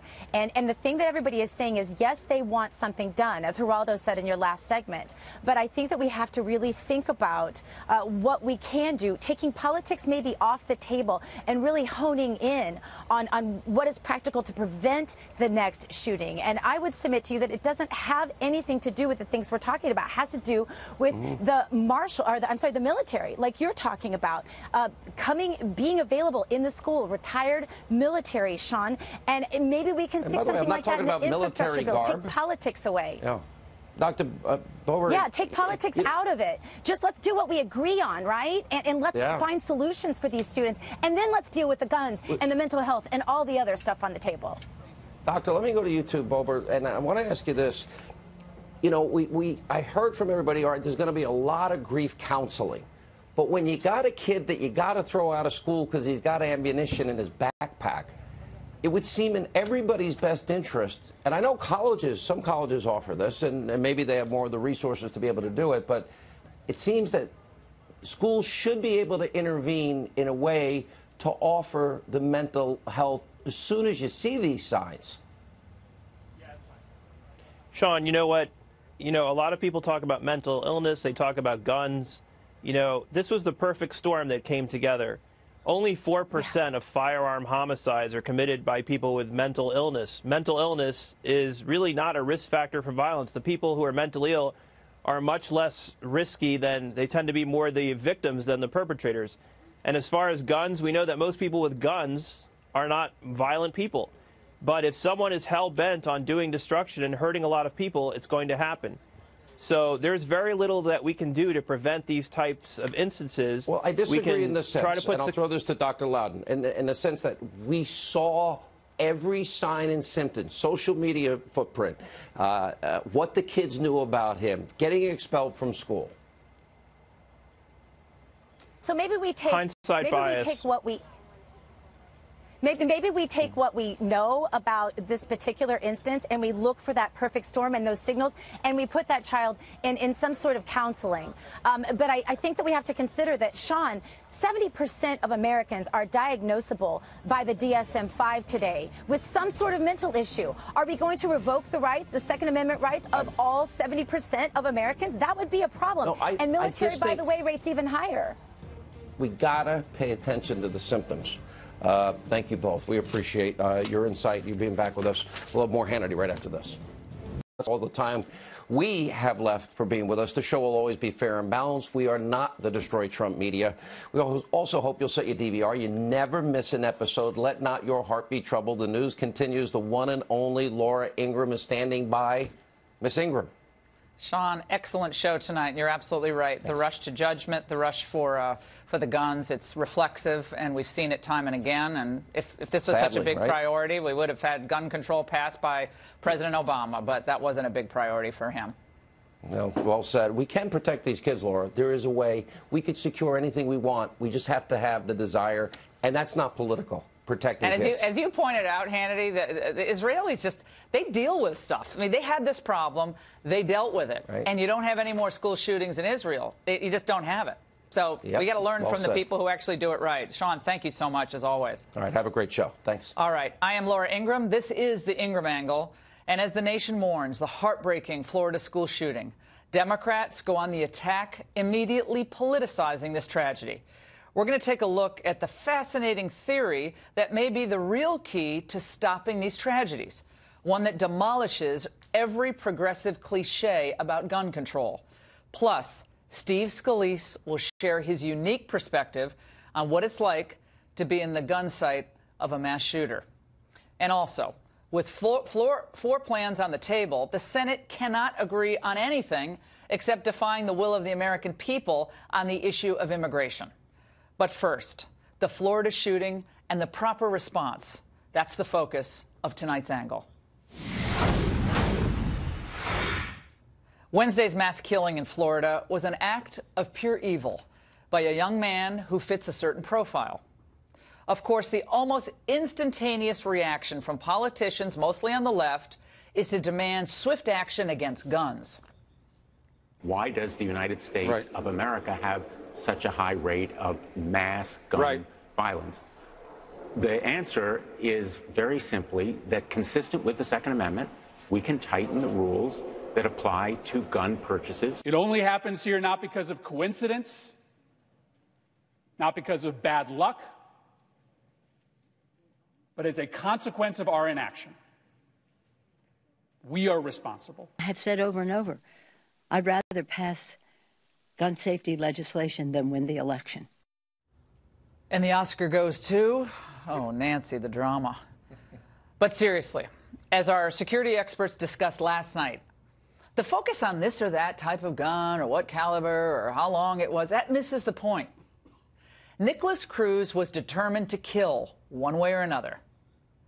But that obvious fact seemed to elude today's media echo chamber.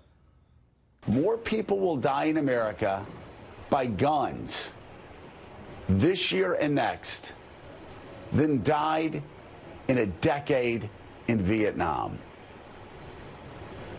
And yet, Congress does nothing.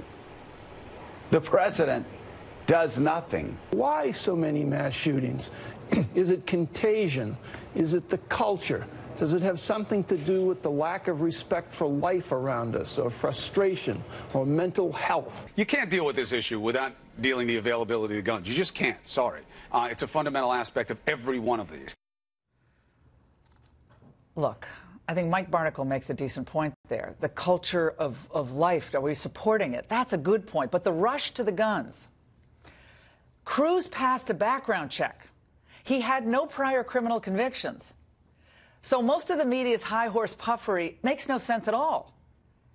It is not the gun that walked up to the school with an intention to carry out a Valentine's Day massacre. It was Cruz, a man with a warped mind, maybe some underlying condition we still don't know about, but he was set on revenge, or on fame, or maybe a combination of the two. And in a way, this focus on the weapon in these cases, it absolves us from doing the real soul-searching necessary. It's difficult to do that. And from seeking answers that are real. So we actually might stop this from happening again. We have a Second Amendment in this country. The Supreme Court reiterated our personal right. It's an individual right. The God-given right to keep and bear arms. We have 300 million guns privately owned in the United States. 40% of Floridians own a gun. So let's be honest here. Okay, onerous gun control laws or all-out confiscation is not an option. It's not going to happen. And if it was, President Obama would have made this a focus, as I said to Hannity earlier. In those 2 terms he was in office, that would be as important as, you know, Obamacare or any of these other priorities. It wasn't. Why? And look, with people with real mental health problems, in many cases they are barred from purchasing a weapon. And maybe we can do more there. That debate is a good one to have. But let's not also forget, they still have to be identified. They still have to be properly diagnosed. Somebody has to usually do an intervention, a family member, a close friend. That creates a host of other challenges. And limiting access to guns or magazines, that's not going to stop another school shooting. Chicago has some of the tightest gun restrictions in the USA. Yet there were more than 4,000 shooting victims in Chicago in 2016, and gun deaths there rose by 61% between 2015 and 2016. 2017 numbers aren't all that much better, but those are still coming in. Outlawed or not, criminals will find a weapon. The gun debate that we have after these events misses the point. We have to start looking at the shooters themselves and what contributes to their acting out in these horrible ways. common sense and a little human concern may have stopped this shooting from happening in Florida. May. Nicholas Cruz is described by classmates as a loner, as a freak, as an outcast, and as a troubled kid. Both of his adoptive parents were dead. Mother died on November 1st. He apparently had trouble with a girlfriend. You know, that's not a big deal. But hey, one thing we know, he was isolated and ridiculed. Even at the school, it's a very tolerant, open school, he was separated, segregated. And the school eventually expelled him. As a society, and on social media, we shun, we degrade, and we ignore people with abandon. This is particularly true of the young. And while, of course, nothing can explain away this evil, it's just evil, got to call it that we saw unfold yesterday, perhaps, if we become more familiar with these warning signs, teach these warning signs, we could actually end up saving lives. What are the common traits of these mass shooters? Well, here are some of them. American Psychological Association has a long list. They are isolated. They are prone to violence, sometimes from the home front. They oftentimes abuse animals as young children. They're members of broken and at times, yes, violent families. Oftentimes, they seek solace by steeping themselves in social media. That's their only home. That's where they can be the big shot. And when a person poses with guns and knives and declares his intention to be a professional shooter, and the FBI is notified of this, I'm sorry, but somebody should have stepped forward. Someone should have intervened. The FBI could not have had a more obvious sign that Cruz was going to kill because he announced it on YouTube. In 2017, the FBI received information about a comment made on a YouTube channel. The comment simply said, "I'm going to be a professional school shooter." No other information was included with that comment, which would indicate a time, location, or the true identity of the person who made the comment. The FBI conducted database reviews, checks, but was unable to further identify the person who actually made the comment. I'm sorry. I mean, I love the FBI. I mean, the FBI can surveil American citizens, right, as we saw with what happened with Carter Page. But with all its power and authority, they can't identify the person who posted the comment? I mean, did the FBI contact YouTube? And if not, why not? They should have gotten Cruz's address, visited him, questioned him, found out where he previously attended school, and notified the school of Cruz's disturbing comments. I know they're busy. I know they have a lot to do. But when someone is online saying, I am going to be a professional school shooter, with everything this nation has gone through, I think it requires more than a visit to the guy who reported him, or 2 visits. Again, this is just common sense stuff. And if the tech companies have to be part of the solution here, too. It's not about the privacy of Nicholas Cruz that matters here. None of this was done, however. We need to know more about how this process broke down. And perhaps this would have made the difference. But, of course, we'll never know for sure. In his comments today at the White House, the president struck the proper note. He spoke to the other kids who perhaps feel the way this shooter did. I want you to know that you are never alone and you never will be. If you need help, turn to a teacher, a family member, a local police officer, or a faith leader. We must also work together to create a culture in our country that embraces the dignity of life, that creates deep and meaningful human connections, and that turns classmates and colleagues into friends and neighbors. I thought that moment was one of the president's best moments of the past year. I mean, I really believe that. That's exactly what we need to hear. By the way, you got a lot of trash from people like Jennifer Rubin saying, oh, he'll never be the consoler-in-chief. Get out of here. It was a terrific statement. And aside, by the way, from the mystery of evil, what it is, where it comes from, that none of us can fully comprehend, this tragedy reminds us that human connectivity, what the president was talking about there, real relationships. I'm not talking about social media friends, people you've never met before. This is critical. This is the sinew that holds us all together. You think about the media, TV, film, video games, billboards, music lyrics. Not saying that caused this, but it does tend to desensitize all of us, and especially young people, to violence. And even the preciousness of every human life, the dignity of every human life, the absence of strong family bonds and love. This can't be ignored as we look at how these things unfold. I worry that in this rush to find quick answers for this awful, senseless, evil tragedy, we race for the gun and we forget the human component, the human being that pulled that trigger. When my 3 children and I prayed tonight, we do it together every night, but we prayed tonight before I came to the studio. We prayed for Florida, for the safety of all Americans, and for us to love each other more. It's a prayer we should all share. And that's the angle. Joining us now with reaction is Bobby Chacon, a retired FBI special agent. Bobby, I appreciate your joining us tonight.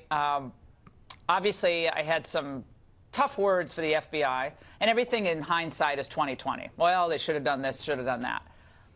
But when you have someone posting on YouTube that they are going to be a professional school shooter, to me, that's one of those red flags that can't just be, you know, swept away with a couple of visits to the guy who reported on him. What could have happened here differently? Well, we've got to ask those questions, and the FBI is going to have to answer them. And so, by all indications, they did rush right over and see him the next morning when he reported this. And so there was some urgency to it. Now, where they got lost in the process, where they were not able to find him, whether it was a subpoena to YouTube that went in and answered, or hopefully it was actually served on YouTube. What information was available at YouTube? Did he use different information that they couldn't find? I don't know. I don't know the answers. I'm sure the FBI is doing some soul searching and looking at this and reviewing it. Hopefully, lessons learned. This is, you know, the nightmare of every law enforcement officer or investigator, right, when you think you could have found something and it didn't. You know, but this is one piece. There was a mountain of evidence sitting over in Broward County. The school knew it. His teachers knew it. His classmates knew it. When I saw one of his classmates say, I heard the school was shut up, and then when I heard who did it, I wasn't surprised. Well, that means that people knew in that area that this potential existed.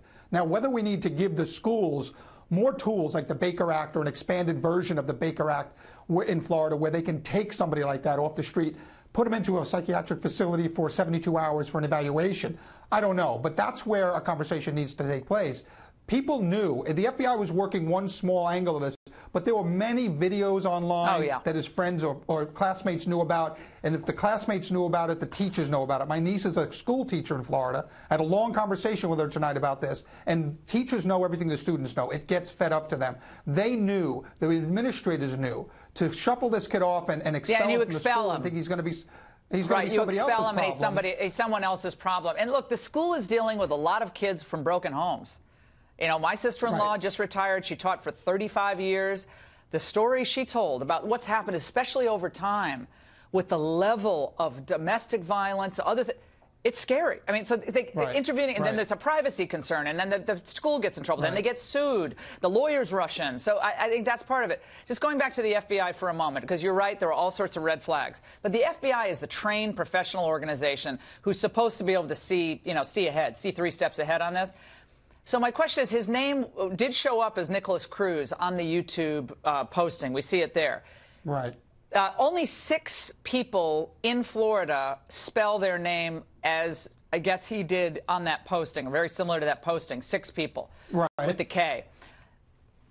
Quick visits to those individuals could probably quickly tell the FBI whether that individual was going to be a problem. And it maybe at least scare the individual. I mean, again, it might not have even changed anything.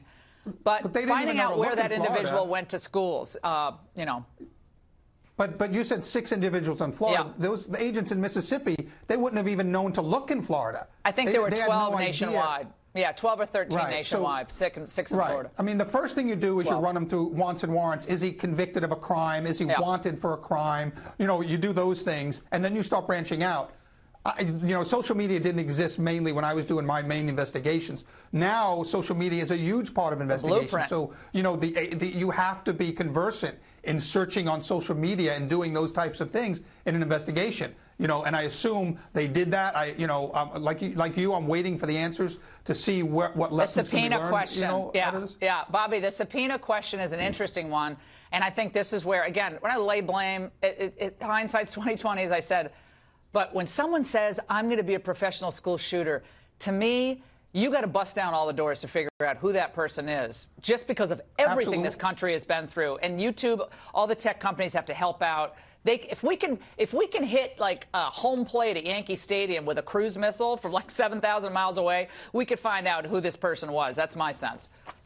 Absolutely, and we're not afraid of those tough questions. They just make us better. They help us learn and get better. And so, the FBI is not afraid to face those tough questions. And in this case, hopefully we will, and we'll get those answers, and we'll learn from it.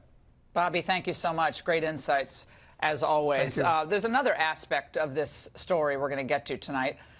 Earlier today, a Time magazine headline blared the following: accused Parkland shooter Nicholas Cruz was a member of a white supremacist group. PBS, Uproxx, many others, big news organizations ran stories claiming that this was confirmed by the leader of this white nationalist group. Except now, police are saying there are no apparent ties between a white nationalist militia and the shooter. By the way, this group has 10 members and is run by a complete nutbag who rides around on a bike with a, he's a total whack job. Joining us now to discuss this, another rush to judgment, is Fox News contributor Raymond Arroyo. Raymond, this is wild, but I saw this pop up on my phone. I'm like, my detector, my blank detector went out. And the media always gets ahead of its skis on these things because they want to get there first. They want to get the story. Not just that. They want him to fit a certain profile. They want to assign a political motive, and we've seen this again and again. Now, today what happened is this white supremacist guy, this Jordan Jareb, who's head of this odd militia group with like a handful of people in the woods, he claimed that this kid, Nicholas Cruz, trained with him in Tallahassee. Turns out he was wrong, but he told the Anti-Defamation League and the AP this story, and it spread like wildfire. But later, even the Southern Poverty Law Center and others said, no, this didn't happen. We can't confirm this. Now the Leon County Police Department says there doesn't seem to be a connection. Why would you rely? But why would you rely on this freak from this white nationalist group as your only source of information? Because it's a hot headline. Ding, ding, ding, ding, ding. It's a hot headline with a political edge. We've seen this before. Tell me about what happened with Gabby Giffords. What happened with Giffords in 2011, you'll remember, they were blaming Sarah Palin's year-old website that had crosshairs on certain districts. And they said, well, look, there's a crosshair on Gabby Giffords' Arizona district. This must be the reason the shooter got involved. Turned out to be a complete The Pima County Sheriff said Jared Loeffner, the guy was named Clarence Dupnick. He said that he targeted the Tea Party in his comments, and he said that the Tea Party creates this atmosphere. That's Jared Loeffner. Created this atmosphere where people are triggered. This is Gifford Shooter that triggered this guy. Like the Tea Party's to blame. It was reprehensible. He even said he listened to talk radio at some point. And Bloomberg, you remember, with the Times Square bomber in 2010, he said the guy may have set off this bomb because he was upset with the health care plan, President Obama's health care plan. Thank you, Mayor Bloomberg. We've got to be very careful of these political motives. It's a rush, and we undercut real investigative reporting and law enforcement's discoveries, and also we miss the human dimension, what really might be motivating these kids to enact horrible violence on their peers and discovering the next kid. That is an important part of this story. You hit it in the angle. I think it's right on. The rush to politicize always seems to go in one direction. Meanwhile, we're going to talk to Steve Scalise coming up in just a moment. My congressman. Yeah, we love Steve Scalise. A Bernie Sanders supporter shot him, but that kind of got swept under the real fast. They don't hear about that anymore. No. That was a Bernie Sanders supporter. Very interesting how they deep-sixed that. But look, this is evolving. It's a fast-moving story, but it's important to get it right. We'll learn more. Raymond Arroyo, thank you. And most of us, by the way, can only imagine the horror of surviving a mass shooting. My next guest, as I said, Scalise, he lived it. Steve Scalise will be here. Unique insight on this Florida shooting up next.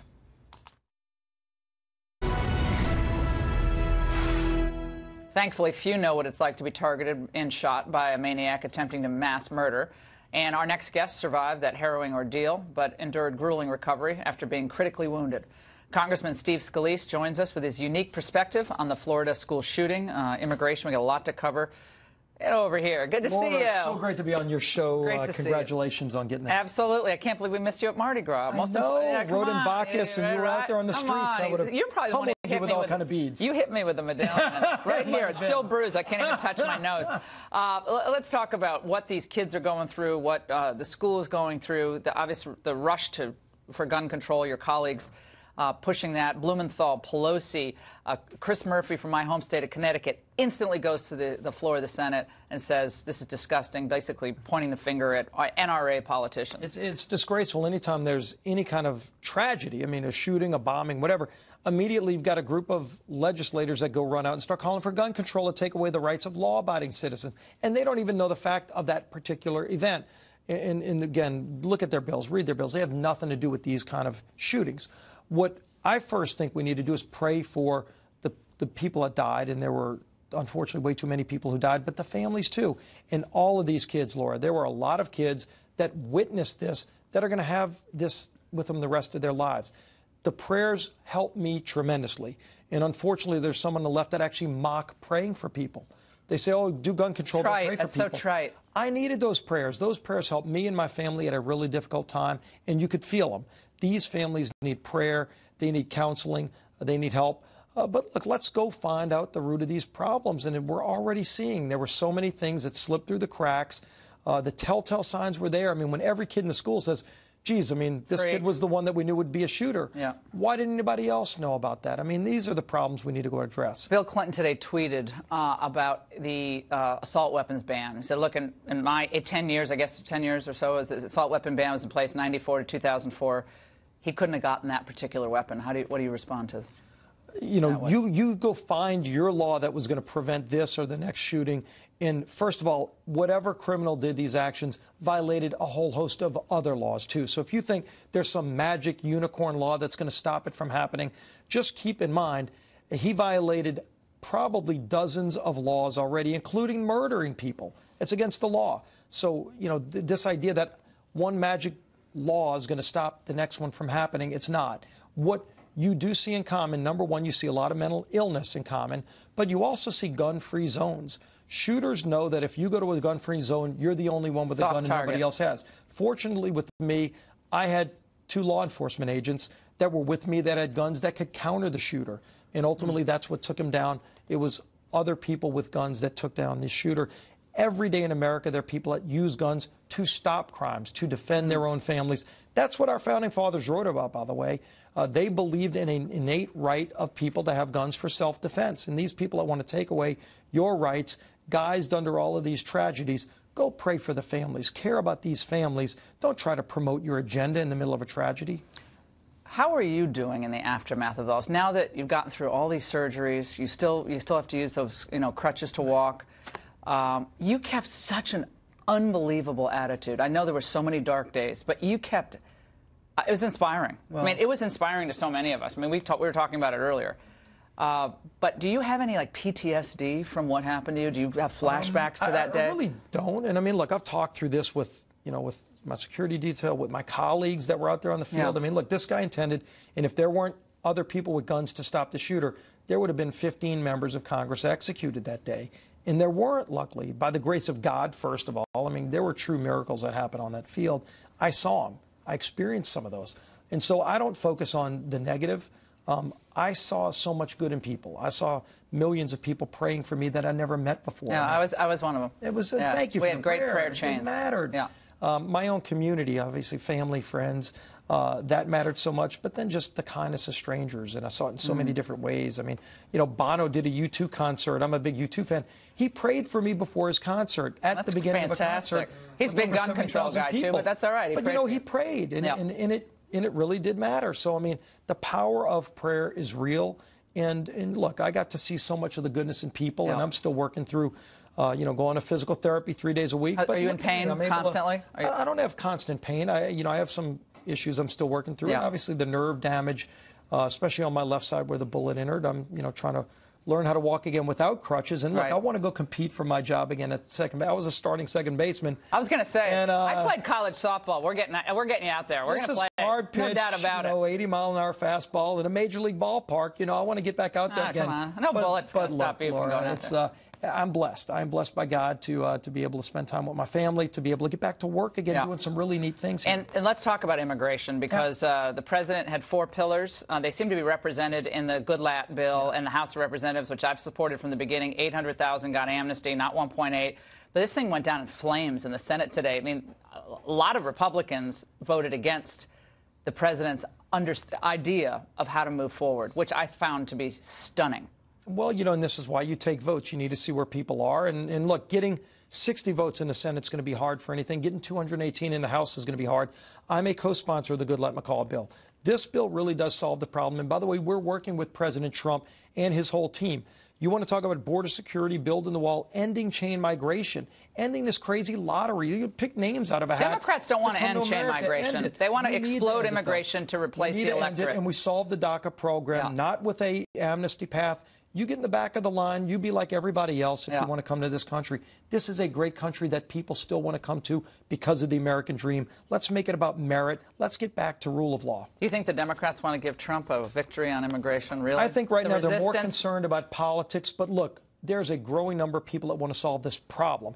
This Goodlatte-McCall bill solves the real problem. If somebody's got a better idea, bring it. But that's a bill that deserves merit. I hope we pass it. Congressman, so great to see you. I'm gonna see you in Mardi Gras next year. Next year, now that I'm hooked. You're gonna ride on the float. Oh, come on! It's so much fun. I'll visit in a mask. And I'll then you pretend eat I'm all one of that great food in New Orleans. Oh, come on! Great to see you, and you look great. And I'm playing softball with you. Great to be with you. All right. Well, Democrats, Congressman, are howling, as we said, for more gun control laws to keep kids safe. But a top crime researcher, most respected, I think, in the whole country, said they have it exactly backwards. More guns, less crime. He wrote the book. We'll talk to him.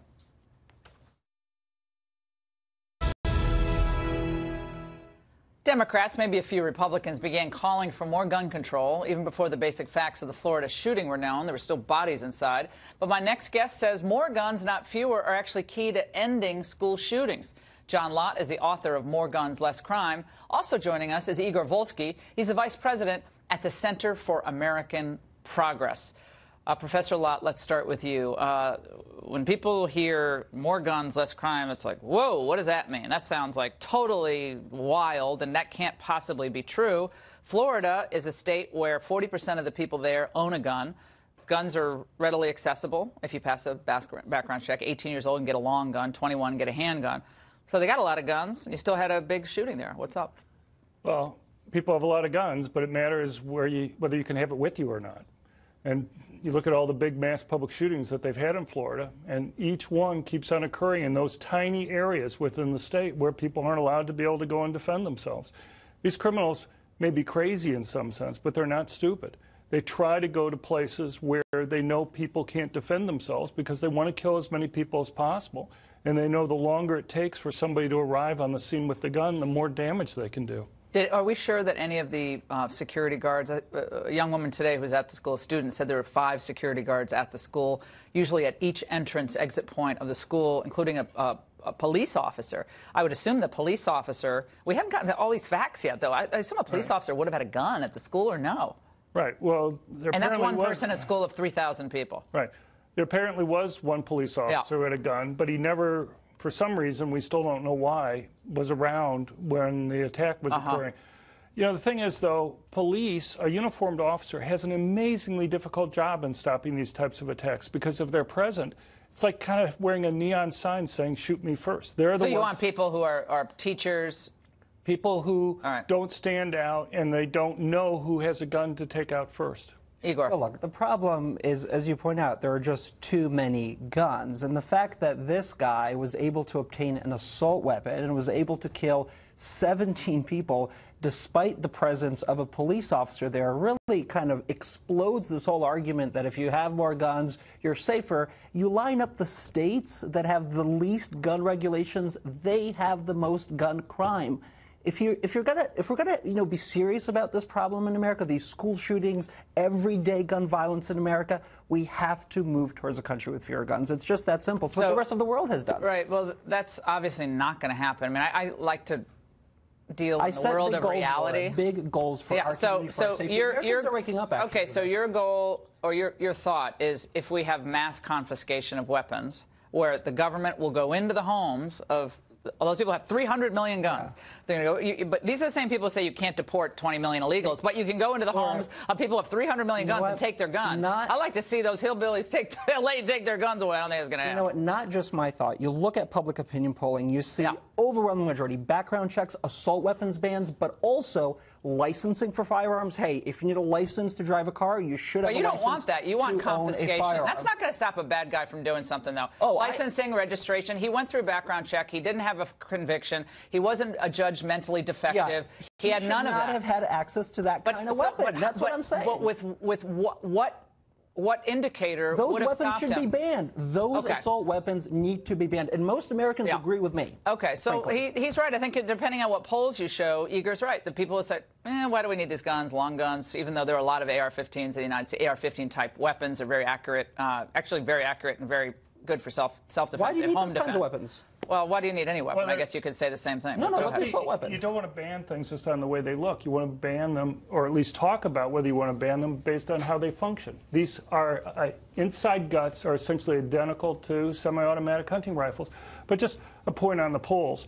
You know, there are all these polls, but you look at when Bloomberg has put up these background checks initiatives that you claim that there's 90% support for, he lost in Maine. He outspent the other side 6-1. He won by 1 percentage point in Nevada, despite outspending the other side 8-1. I don't talk about Bloomberg. All I can tell, but that's you're bringing up the polls. States that have expanded background checks, like Connecticut, have seen crime go up. That's just not true. No, seen fewer gun deaths. Look, Wyoming has Wyoming, North Dakota has the highest gun violence. I mean, they have you can get a gun really easily in those, but and though crime rates are high, crime rates are high in Wyoming. Gun deaths in those states are high. Includes suicides and you don't think suicide is a death we should prevent? If you're talking about Western states, which have high male populations relative to females for older ages, you have suicides. But if you look at the states, suicides are a problem. Okay, guys, we're almost out of time, so wrap it. If you look at the states, when they adopt stricter gun control laws, crime rates go up. When they adopt, that's just not true. It is. Sorry, John, that's just not true. Overwhelming evidence. People who go to our website is just not true. You go to my website, I have a whole list of academic papers. The overwhelming number of academic papers find we know Chicago has really tough gun laws and they have a disaster. We know Baltimore has horrible crime and has some of the most difficult, toughest gun laws in the country, Maryland and Chicago. So, I mean, look, I think we can look at these polls and you make some points, Igor, which I think are right. People hear assault weapon, they go, oh my God, we got to ban it. Question is, what it is. They think it's an automatic weapon. Right. It's not. But great conversation. Automatic weapons are banned. They are. You don't have crime with automatic weapons because they're banned. Right. Gun bans, gun restrictions France bans work. them and look at the mass public shootings. When's the last time you heard someone use a machine gun? All right, guys, we got to roll. We're going to go black here otherwise. In other news, the public may want tougher immigration laws, but senators have their own ideas. So up next, we're going to examine why it's so difficult to get Washington to listen to the voters.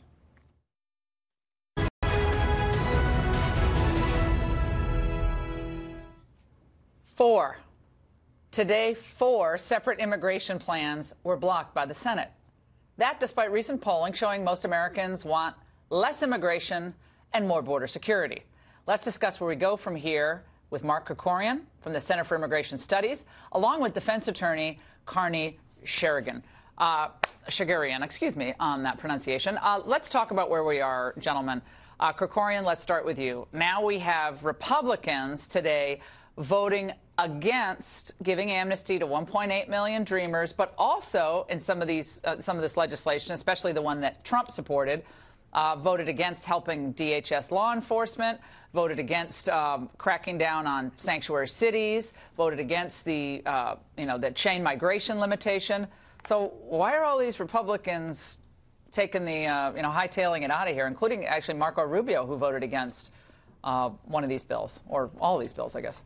Well, my guess is that the Republicans who voted against the president's plan, which was the one that Senator Grassley had put together, along with the Democrats, had the same impulse, is that they thought that keeping high levels of chain migration in the future was more important than preserving the work permits of the dreamers of the DACAs. In other words, they basically threw the DACAs under the bus to keep chain migration going in the future. And I mean, that's a choice you can make, I guess, but it's not a choice I would have made.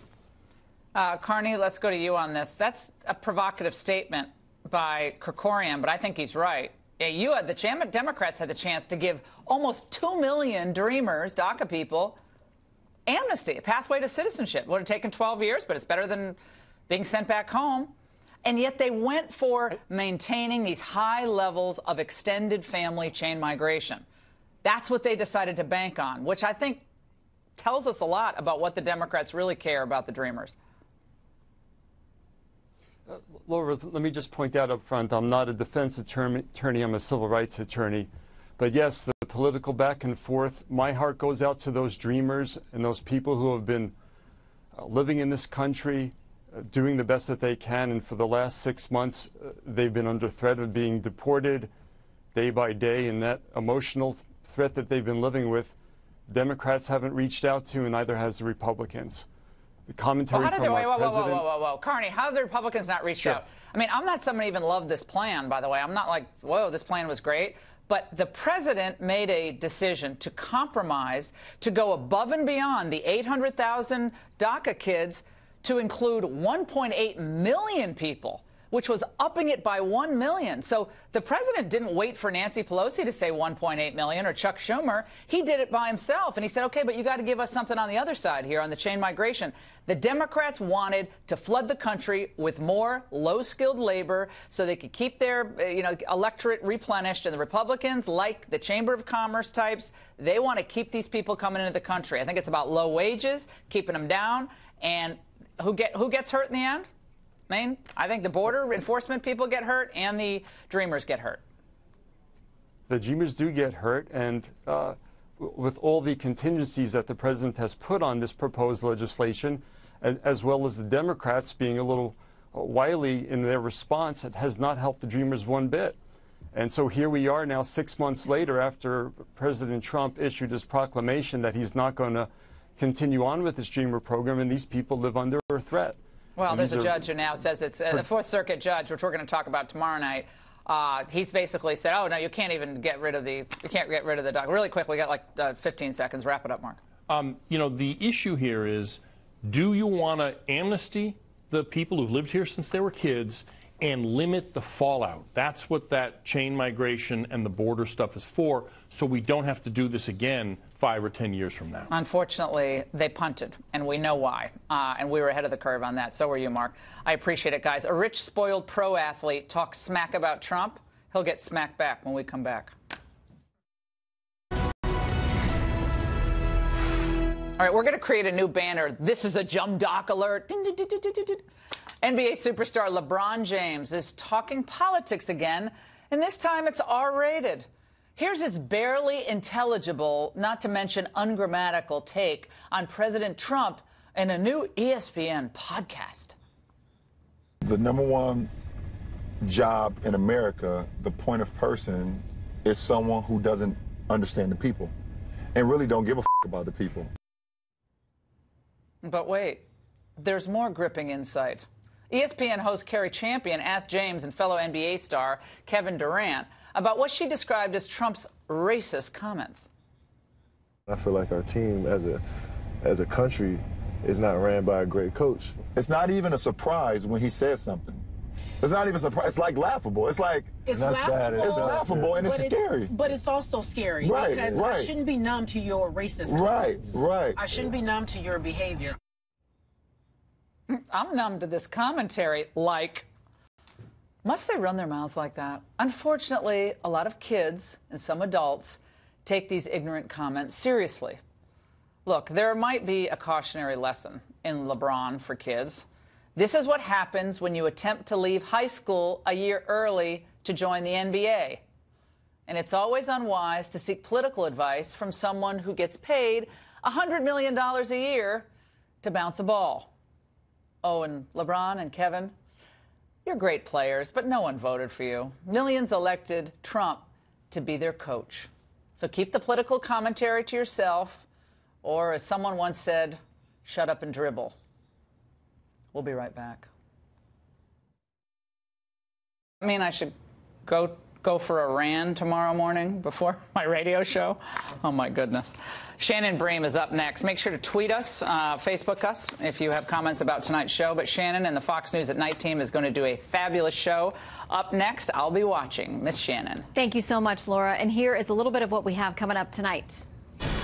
Red flags and telltale signs. Everyone predicted it. The grim details from the suspect's social media and the warnings that were given to authorities. It's not good if we've got gun laws that say criminals can't carry guns and they never get enforced. Ed Henry is on the scene live with the latest reaction from the White House ahead of President Trump's visit. Plus, a former Maryland high school student recently sentenced to 20 years in prison for plotting to blow up her school after being turned in by an unlikely source.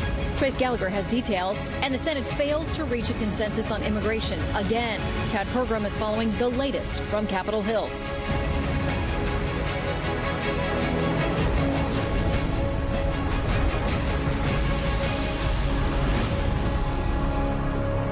Hello and welcome to Fox News at Night. I'm Shannon Bream in Washington. New tonight, hundreds of people are attending a vigil for the victims of Wednesday's mass shooting at a South Florida school. The gathering tonight began with a moment of silence for the 17 who were killed. Audible sobs from the crowd as the names of each victim were read. Dressed in the school's colors, some held flowers while others carried signs asking for action to fight school violence, including more gun control. At one point, members of the crowd spontaneously started shouting, "No more guns, no more guns." We've got team coverage tonight. Leland Vittert covering the warning signs and red flags in the life of the 19-year-old police say has admitted to the massacre. Trace Gallagher takes a look at some of the proposals for stopping school violence and whether they've worked. But first, Chief National Correspondent Ed Henry joining us from Florida, a hospital where one victim remains in critical condition. Ed?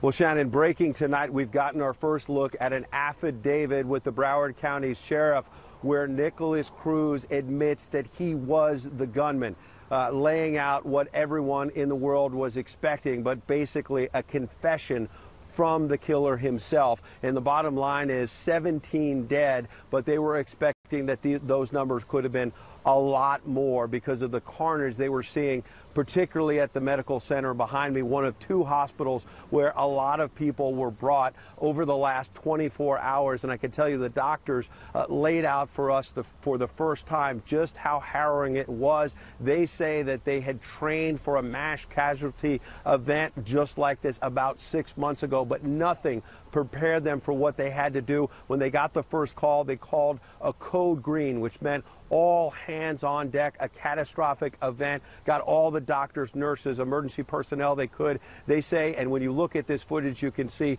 that because of all of the wounds, the EMT personnel are unsung heroes because they stopped the bleeding for so many people who could have died but were saved. Once they were brought here, they were being told and getting phone calls. One patient after another was going to be brought. And so the doctors laid out for us just how difficult it was to save so many lives as the president back in Washington tried to heal a broken nation. We kept on getting phone calls. Are you ready to receive more patients? Are you ready to take this one? Are you ready to take that one? And always the answer was yes. Whatever we can do to ease your pain. We are all joined together as one American family, and your suffering is our burden also. No child, no teacher should ever be in danger in an American school.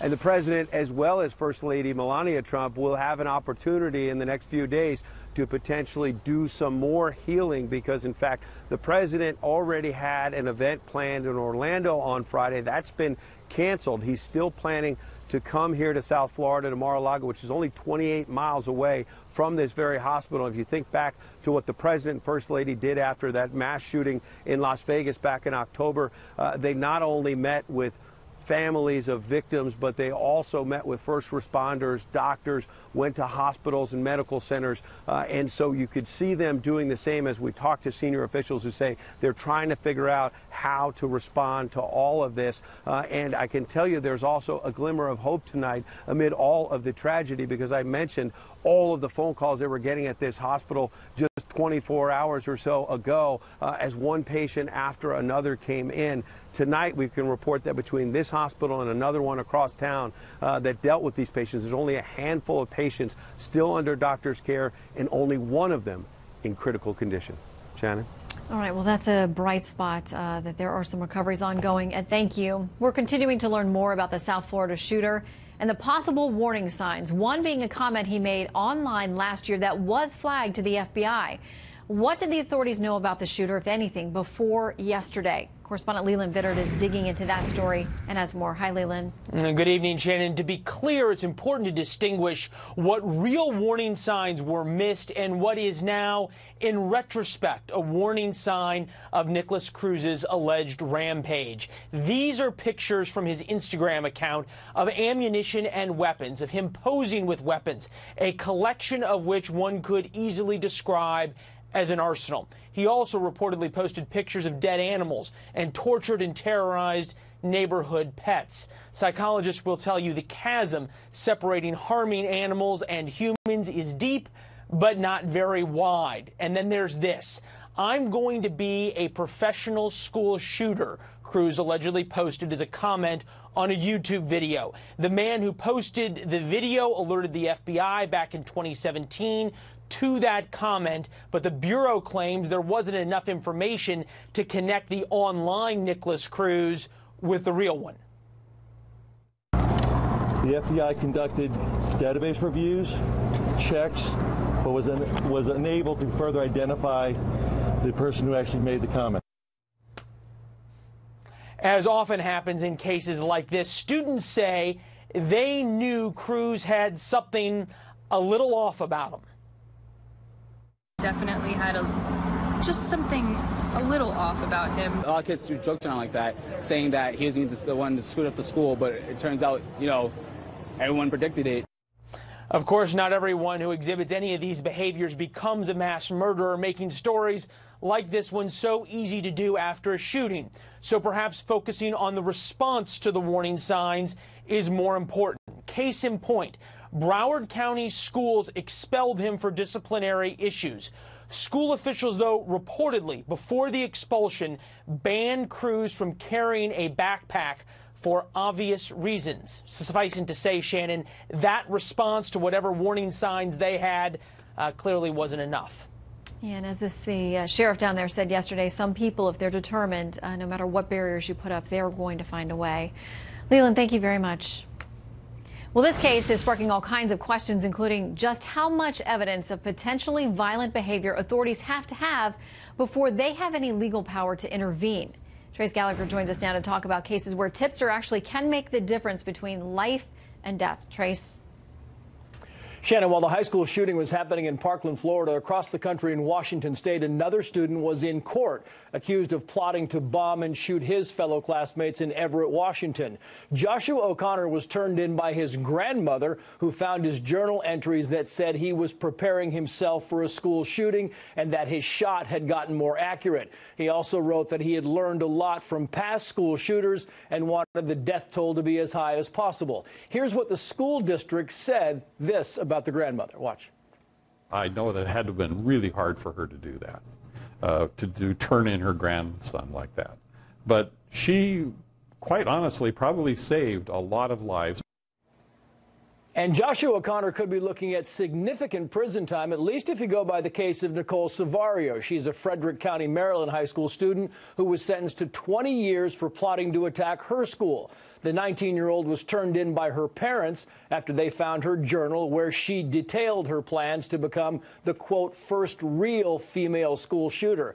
Savario said she was planning to attack the school and then kill herself. Her tough sentence has some fearing that other families will be hesitant to turn in their loved ones.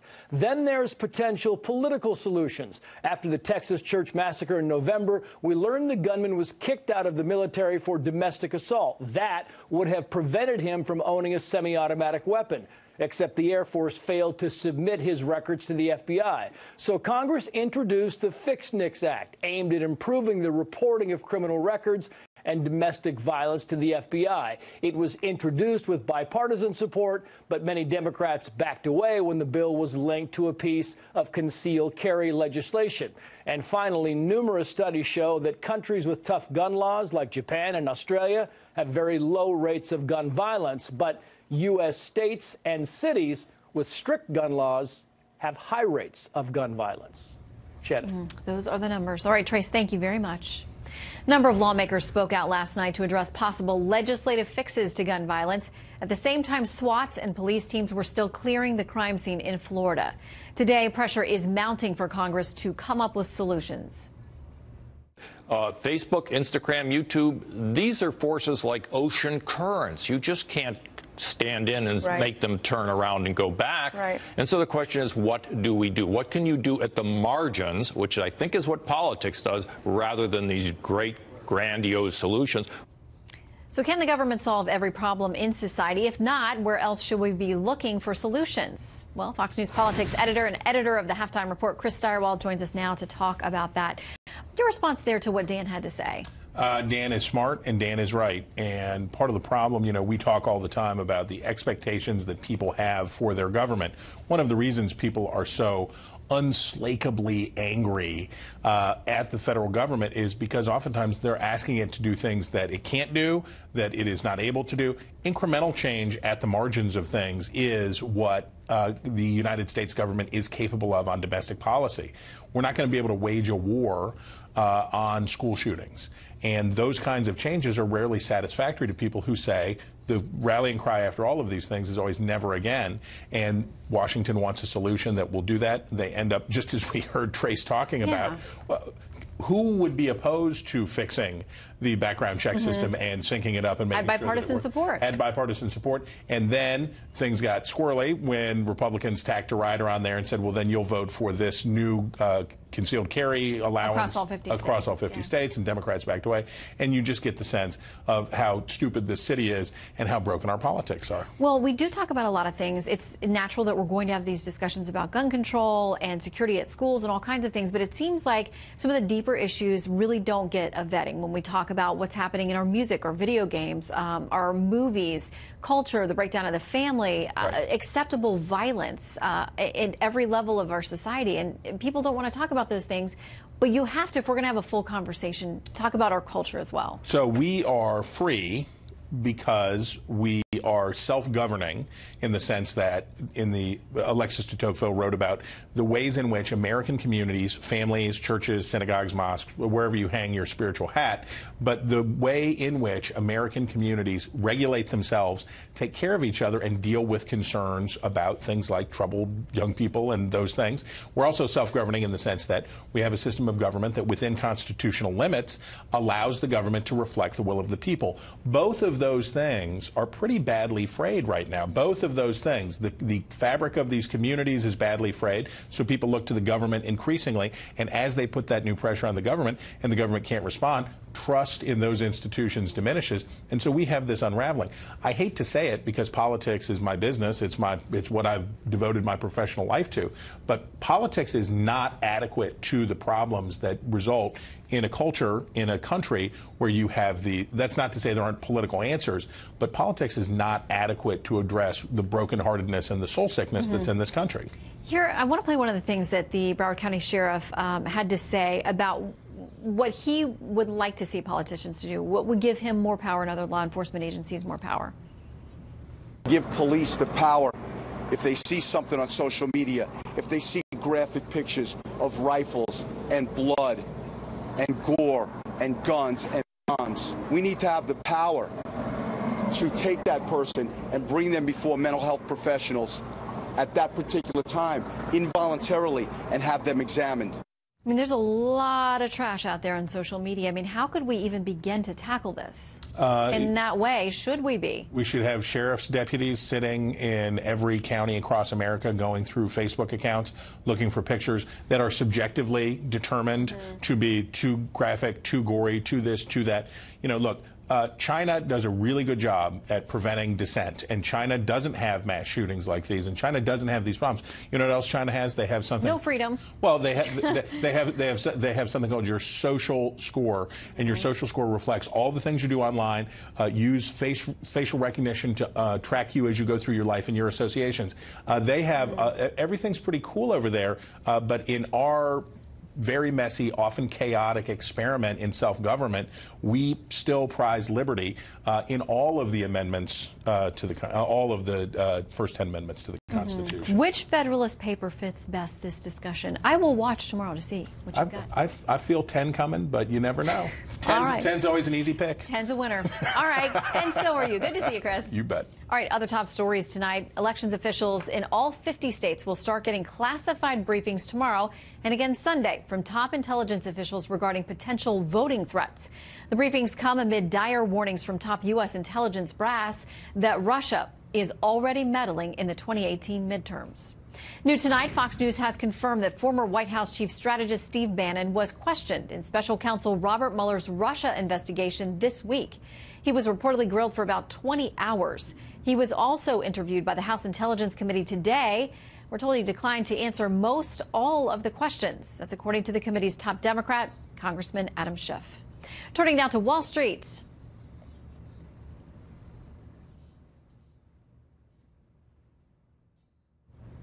The New York Stock Exchange observing a moment of silence for the victims of the Florida high school shooting. And then business went on. The Dow rising for its fifth straight session after last week's very bumpy ride. Well, yesterday's tragic massacre reigniting a debate we hear again and again. Broward County's vice mayor says enforcement of our nation's gun laws is not enough. They need to be reformed entirely. He'll join us next, along with a former FBI special agent who disagrees. Plus, some Democrats call for showing the autopsy photos of shooting victims. A look at how passions are running very high on all sides of this issue. And what are the odds of a DACA deal before the president's March 5th deadline?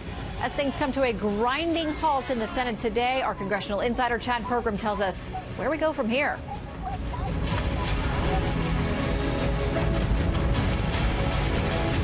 Effective enforcement of our gun laws, focusing on criminals and dangerous people, mentally ill people that have been where we have the legal ability to do so, can reduce violence in our communities and improve public safety. That was Attorney General Jeff Sessions earlier today discussing how he believes senseless tragedies like this mass shooting in South Florida can be avoided. While both sides agree something has to be done, the divide is over what that looks like. Enforcement of the nation's gun laws, or reforming them entirely, or something that's not even related to the law. Mark Bogan is vice mayor for Broward County, and John Iannarelli is a retired FBI special agent. Welcome to you both, gentlemen. Thank you. Thank you, Shannon. Mark, I want to ask you first, how are folks doing down there tonight? Well, it's been tough. First of all, on behalf of the Broward County Commission, we'd like to express our condolences and prayers for the families and victims of this tragedy. It's been really hard on everybody. It's just been an incredible, horrible experience.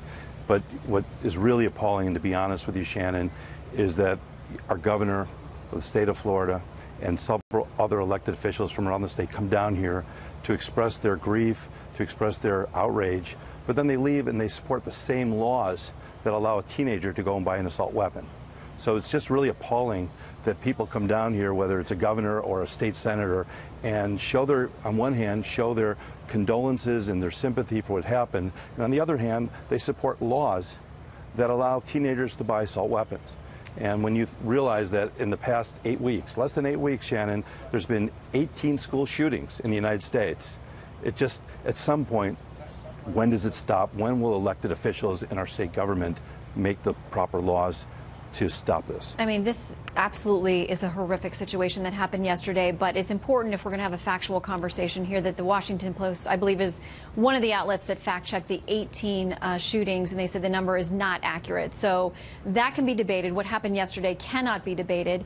I want to play a little bit of what a lawyer for the family where the shooter had been staying, a little bit of what this lawyer had to say, and then we'll get some reaction from both of you.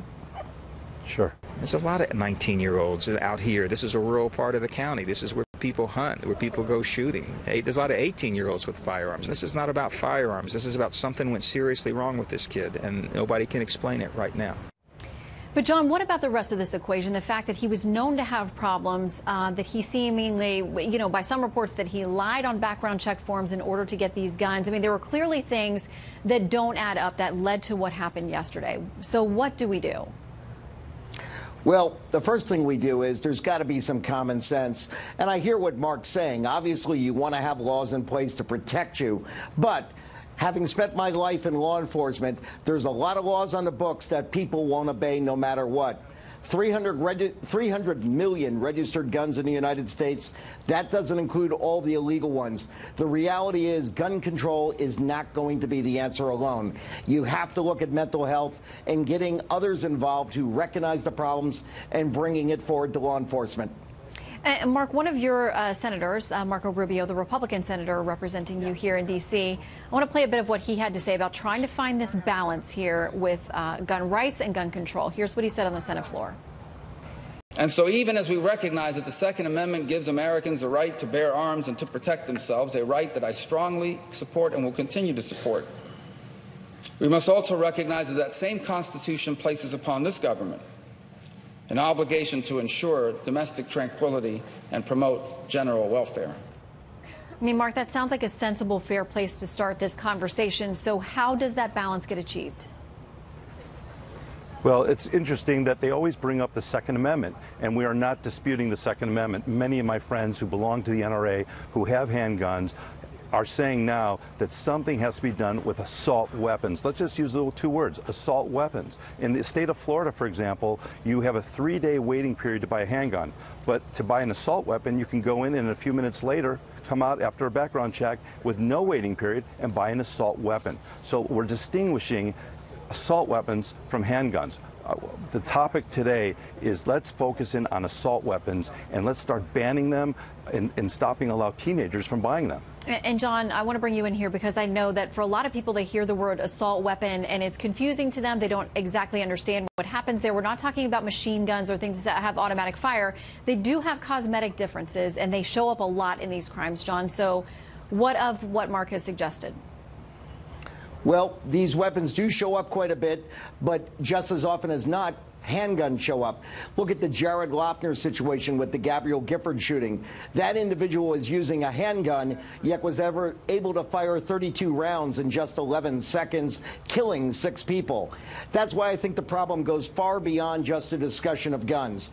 It goes to mental health and also people learning how to protect themselves and knowing what to do in these situations.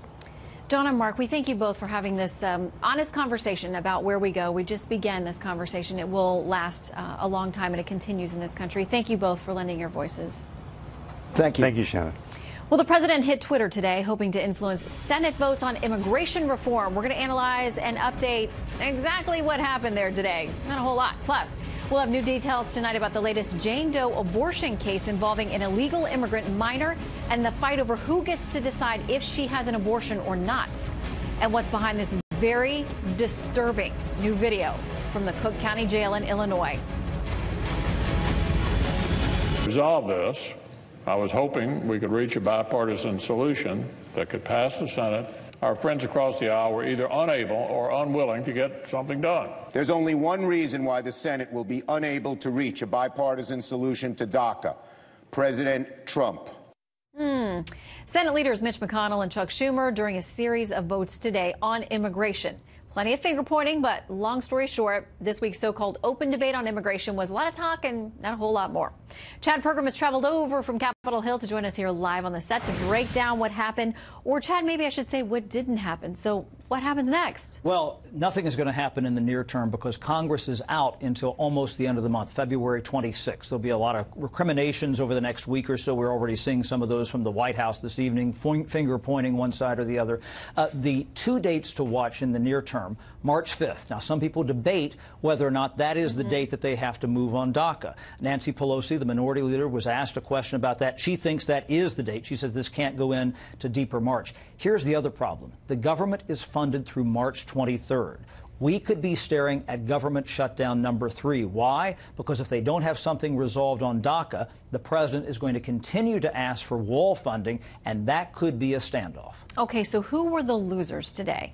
Well, it was pretty clear that the administration lost. They got behind the plan that Chuck Grassley, the chairman of the Judiciary Committee, had authored big time. Grassley came out, pardon me, Grassley came out and said, hey, this is our plan. He said, this is the only plan that can pass. And guess what? It only got 39 votes. They needed 60. You need 60 votes to cut something off in the Senate. This was like invoking reverse cloture. You know, you need 60 votes to end the debate there, and they just didn't get it. So that was the big loser today. So there were multiple plans, multiple votes that happened today. Were all of them doomed? Could this have turned out differently? Well, some people have talked about the sequencing of the vote. So the Grassley plan, the most conservative plan, was last. The bipartisan plan was second to last, third vote out of 4 votes here. And some people say, wait a minute, if you look at that vote and it had 54 yeas, why not make that the last one? Because if people say that's the last-ditch effort and this has bipartisan support, you might be able to get to that important 60-vote threshold. Some people were saying, wait a minute, this is going to be it. We can't vote for that conservative plan. It's just too conservative. But if it's something that a bipartisan coalition of senators can agree to, maybe we'll vote for that at the end. And so that was one avenue there that they might have had they resequenced. It's almost like you've been covering the ins and outs of Capitol Hill and all the strategizing they do over there for a couple of decades. Okay, so now we look ahead to 2018. We're in 2018, but meaning the midterms. The impact there, because, you know, Republicans have said today, and we get these statements today from a number of Republicans saying they're saving this. They didn't want Democrats didn't want to cross the aisle and help us, and we tried to meet them halfway with 1.8 million pathway to citizenship. They want to save this as a campaign issue for the fall. So what's the impact? Well, there's a reason why Paul Ryan, the Speaker of the House, wanted to get tax reform done in 2017, because you're going to start to get into primaries very soon. So he wanted to get that issue off the table. So here you have another issue that is just as electric. And if some Republican members start to go with a plan that deals with immigration that some conservative, coalitions just don't want to touch, that's a problem for them. You know, the other thing is look at one of the votes in that series today. Dealt with sanctuary cities. You're going to have a race in Pennsylvania, probably between Lou Barletta, a Republican congressman from Pennsylvania, and Bob Casey, the sitting senator. Lou Barletta, immigration, sanctuary cities, that's his topic #1. He used to be the mayor of Hazleton, Pennsylvania. Right. And so Casey voted no on this, but you had 4 other Democratic senators who are up in Trump territory. Debbie Stabenow in Michigan, Joe Donnelly in Indiana, Claire McCaskill in Missouri, Joe Manchin in West Virginia. They all voted for the sanctuary cities issue. So you see how this is playing into their elections right now, because it is 2018, as you say. It is. They're thinking ahead. And we could talk forever about the Senate, what may happen there, and the House as well. Chad, thank you for stopping in. My pleasure. Good to see you. All right, this is a Fox News alert. You are looking at live pictures now. This is the Los Angeles area. Amid this debate about DACA and immigration we were just discussing with Chad on Capitol Hill, now we're told the LAPD is trying to keep a crowd away from the 101 freeway out there. You know, the traffic is a nightmare out there on a regular day.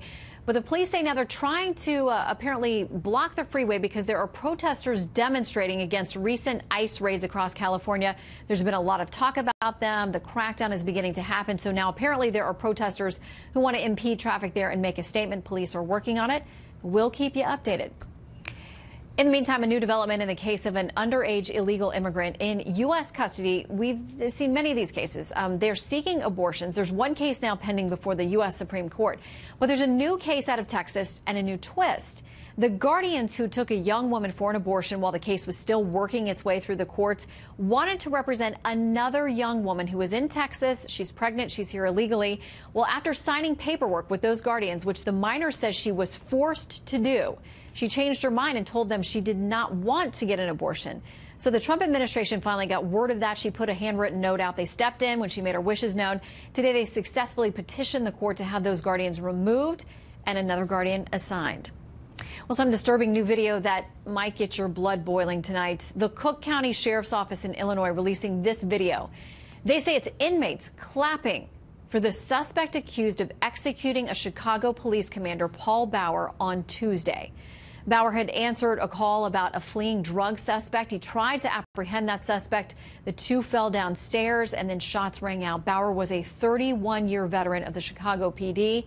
He's been married for 16 years and leaves behind a 13-year-old daughter. After Parkland, the gun control debate is back in the national spotlight. We'll talk about the new narrative that those who stand in the way of, quote, sensible gun reforms are accomplices to the shooter himself. Plus, violent conflicts in Syria on the rise yet again. General Jack Keane joins us to talk about the potential far-reaching impact of both Russia and Iran's roles in that very heated and not ending anytime soon conflict.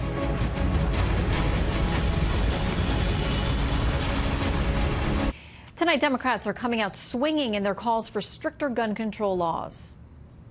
There's a reason why this happens in the United States and nowhere else. It's because of congressional inaction. If you are not working today to try to fix this, to try to stop these shootings, then you're an accomplice. When you see the effect of this extreme violence on a human body, and especially the body of a child, maybe it will shock some people into understanding. Senator Kamala Harris there talking about potentially showing autopsy photos of shooting victims to get people's attention. Joining me now to talk about it, Rasmussen Reports political analyst Amy Holmes and Democratic strategist New Jersey Senate candidate Michael Starr Hopkins. Great to have you both with us tonight. Thanks for having us. Thank you, Shannon. I just want to take note to something about Senator Murphy, what he said there, because he said how this only happens in the United States and not other countries. That was actually fact-checked by PolitiFact, which is not a super conservative organization by any stretch. And when President Obama said something similar in 2015, they said it's just not true. They pointed out other countries that do have mass shootings. So we want to deal in facts here as we're getting into this. All right, where do we go from here, Amy? Because that is always the knee-jerk reaction. And for a lot of people, it makes sense. No one wants to see 17 children and teachers trying to protect them gunned down and dead after a situation like this. We're all scrambling for solutions. Of course, and Senator Kamala Harris's suggestion that we should be waving around photos of the dead bodies of teenagers, I think, is one of the most kind of grotesque grandstanding. Is this with or without parental permission? I don't think that's helpful at all. But I think if we need to look at the details of this case and what it has in common with previous cases, one of the things that we know is that these shooters, they tend to be copycats. Adam Lanza, for example, had a very detailed chart of previous school shootings and that he wanted to score higher than these other quote-unquote heroes of his. One of the things that we can do is not publicize their photos and their names. Another thing that in terms of this case we're looking at is the FBI, that they were contacted, that this person wrote his name on a comment saying that he wanted to be a professional school shooter and somehow was able to outwit the FBI. Out of 12 people in the whole entire United States, they didn't find this needle in the haystack. I find that very hard to believe. So I think we need to connect the dots there. And then finally, another thing that we can look at is he did have a history of mental health problems. What do we know about that? What could have been factored in? And frankly, Shannon, I understand the First Amendment and freedom of expression as well as the Second. Anyone who publicly declares that they want to be a school shooter, it seems to me, has lost their right and their privilege to own weapons. Michael, your take? I was a public defender here in Manhattan. I've seen the autopsy photos of kids that were killed. These look like pictures out of Afghanistan, pictures out of Yemen. This isn't America. We're better than this. And so I think when we have kids repeatedly being murdered, we have to ask why. And we have to look at not just policy when it relates to guns, policy related to mental health, and kind of who we are as a country. We can talk about making America great again, but we actually have to do it. We can't just give lip service to it. And when kids repeatedly are getting killed and politicians can't find the backbone to actually stand up and say that we're going to do something about this, then I actually do agree with Kamala Harris. And we've got to start being uncomfortable in releasing these pictures, because those kids, they were slaughtered. This wasn't just, something that passively happened. Whether it's Sandy Hook, whether it's here, those were war wounds that look like Afghanistan, not something that should be happening in America. Well, of course, a lot of the conversation has gone to gun control. I want to play something that Senator Marco Rubio, obviously this is his home state of Florida, something he said. Most of the proposals that have been offered would not have prevented not just yesterday's tragedy, but any of those in recent history. Now, he said something similar in late 2015. And again, this went through a fact check process at the Washington Post. Not conservative, super big fans of Marco Rubio by any stretch. And here's what they said. They said this is certainly a depressing chronicle of death and tragedy in looking at all these recent mass shootings. But Rubio's statements stands up to scrutiny, at least for the recent past. As he framed it, he earns a rare Geppetto checkmark. They give out Pinocchios based on how much of a lie something is. But Amy, they found this was actually true. That's right. Glenn Kessler at the Washington Post, he went through, unfortunately, a very long laundry list of mass shootings and found that none of the Democratic proposals would have done anything to change it, including in Senator Harris's home state of California, where you had San Bernardino. None of the proposals on the books would have necessarily impacted the ability of those terrorists to acquire guns, which, in fact, they acquired in some instances illegally. A friend had bought a gun and given it to them. But so I think we need to, I agree with Michael that we need to look at this more holistically. Another question that I would ask, the family that took this young man in, they took him in with his arsenal. Did this not disturb them that someone who had been kicked out of school for behavioral problems, who posted photos on Instagram of killing animals, who was posing with guns and had said himself he wanted to be a school shooter, where, you know, were the red flags being raised and what could have been done about it? Yeah, so many questions still. Michael, I'll give the final word here to you. I just think about where can we be safe anymore? If it's not in a church, it's not in a school, it's not in a concert, it's not in a nightclub. We have to have a conversation about who we are, what kind of messages we're putting forth. And this isn't, at this point, we're not talking about Republican or Democrat anymore. We just have to talk about who we are as Americans and what we believe in. And I think we just all need to take a step back and really think about what we believe in, who we are, what matters anymore. And these kids matter. They absolutely do, and this gets to the heart of our culture and our society, what we're willing to tolerate and what we've allowed to fray at the edges of those societal connections. Much more there to discuss. Amy and Michael, great to have you with us tonight. Thank you so much. Thank you, Shannon. Well, an international security conference in Germany this weekend, where Russia's so-called bad behavior is expected to dominate the conversation. Plus, what Secretary Mattis is saying tonight about the ongoing war in Syria and new tensions the U.S. is facing on that front. Defense Secretary Jim Mattis has been meeting with defense officials from around the globe ahead of a security conference in Munich. Many of those meetings considering what role Russia and NATO members will play, especially Turkey, as war in Syria is reportedly entering a dangerous new phase. General Jack Keane is a retired four-star general and Fox News senior strategic analyst. Great to have you with us today. Good to be here, Sharon. Okay, so I want to read you something, a quote from Joost Hitlerman, director of the Middle East and North Africa program at the International Crisis Group. He says most of the conflicts that you see now have nothing to do with Syria per se. They just happen to be fought there. It seems like so much of this is a proxy war, multiple proxy wars. Yeah, I mean, Syria certainly started out as a civil war. Assad was trying to put down his people. This is all about the Arab Spring. Remember, going all the way back to 2010 when the Arab Spring began, and then the civil war began in 2011 in Syria.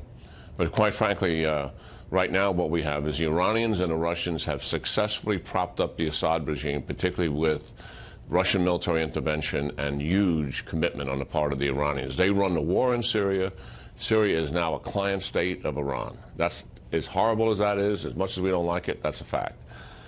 And the second thing is that they're trying to drive the United States out of Syria and really out of the Middle East. Add to that that the Turks have opened up a front in northwestern Syria to take territory away from the Syrian Kurds, who they believe are threatening the sovereignty of Turkey. Add to that that the Iranians are encroaching on Israel from Syria, where they want to establish bases for rockets and missiles to be able to fire into Syria, into Israel. Israel is not going to permit that to happen. These are the added complications to what has taken place in Syria. So what can we do now? This thing has raged on so long. We've got a new administration now tackling what many people say the last administration did not successfully wrap up. This continues to rage on. What can the U.S. do? What can we do with our allies in the region? Yeah, very good question. First of all, what happened with the Russians recently, this last week, where the Russians used hybrid forces, some 500 to 600 troops, attacking a U.S. coalition base where we have U.S. forces at it. I believe they thought we were vulnerable because we pulled a lot of our drones and other ISR surveillance vehicles out of Syria and put them in Afghanistan, and they thought they could get away with it. Air power saved the day. But the reality is That was a big deal. We've got Russian ground forces attacking a U.S. base that we have coalition forces on it. They think they can get away with it like they did in Crimea and also in Ukraine because it's, quote, hybrid forces. It's not Russian military forces. We've got to call them out on this and make certain not only will we defend ourselves, you do that again, and we will confront you at your bases. We're not going to tolerate that to happening.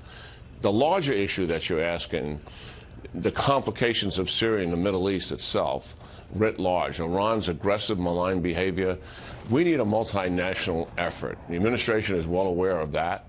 And I think it's, I would describe it so our audience would understand. We kind of need like an Arab NATO to push back on the Iranian and Russian malign behavior in the region, much as we successfully done with the Soviet Union during the Cold War, post-World War II.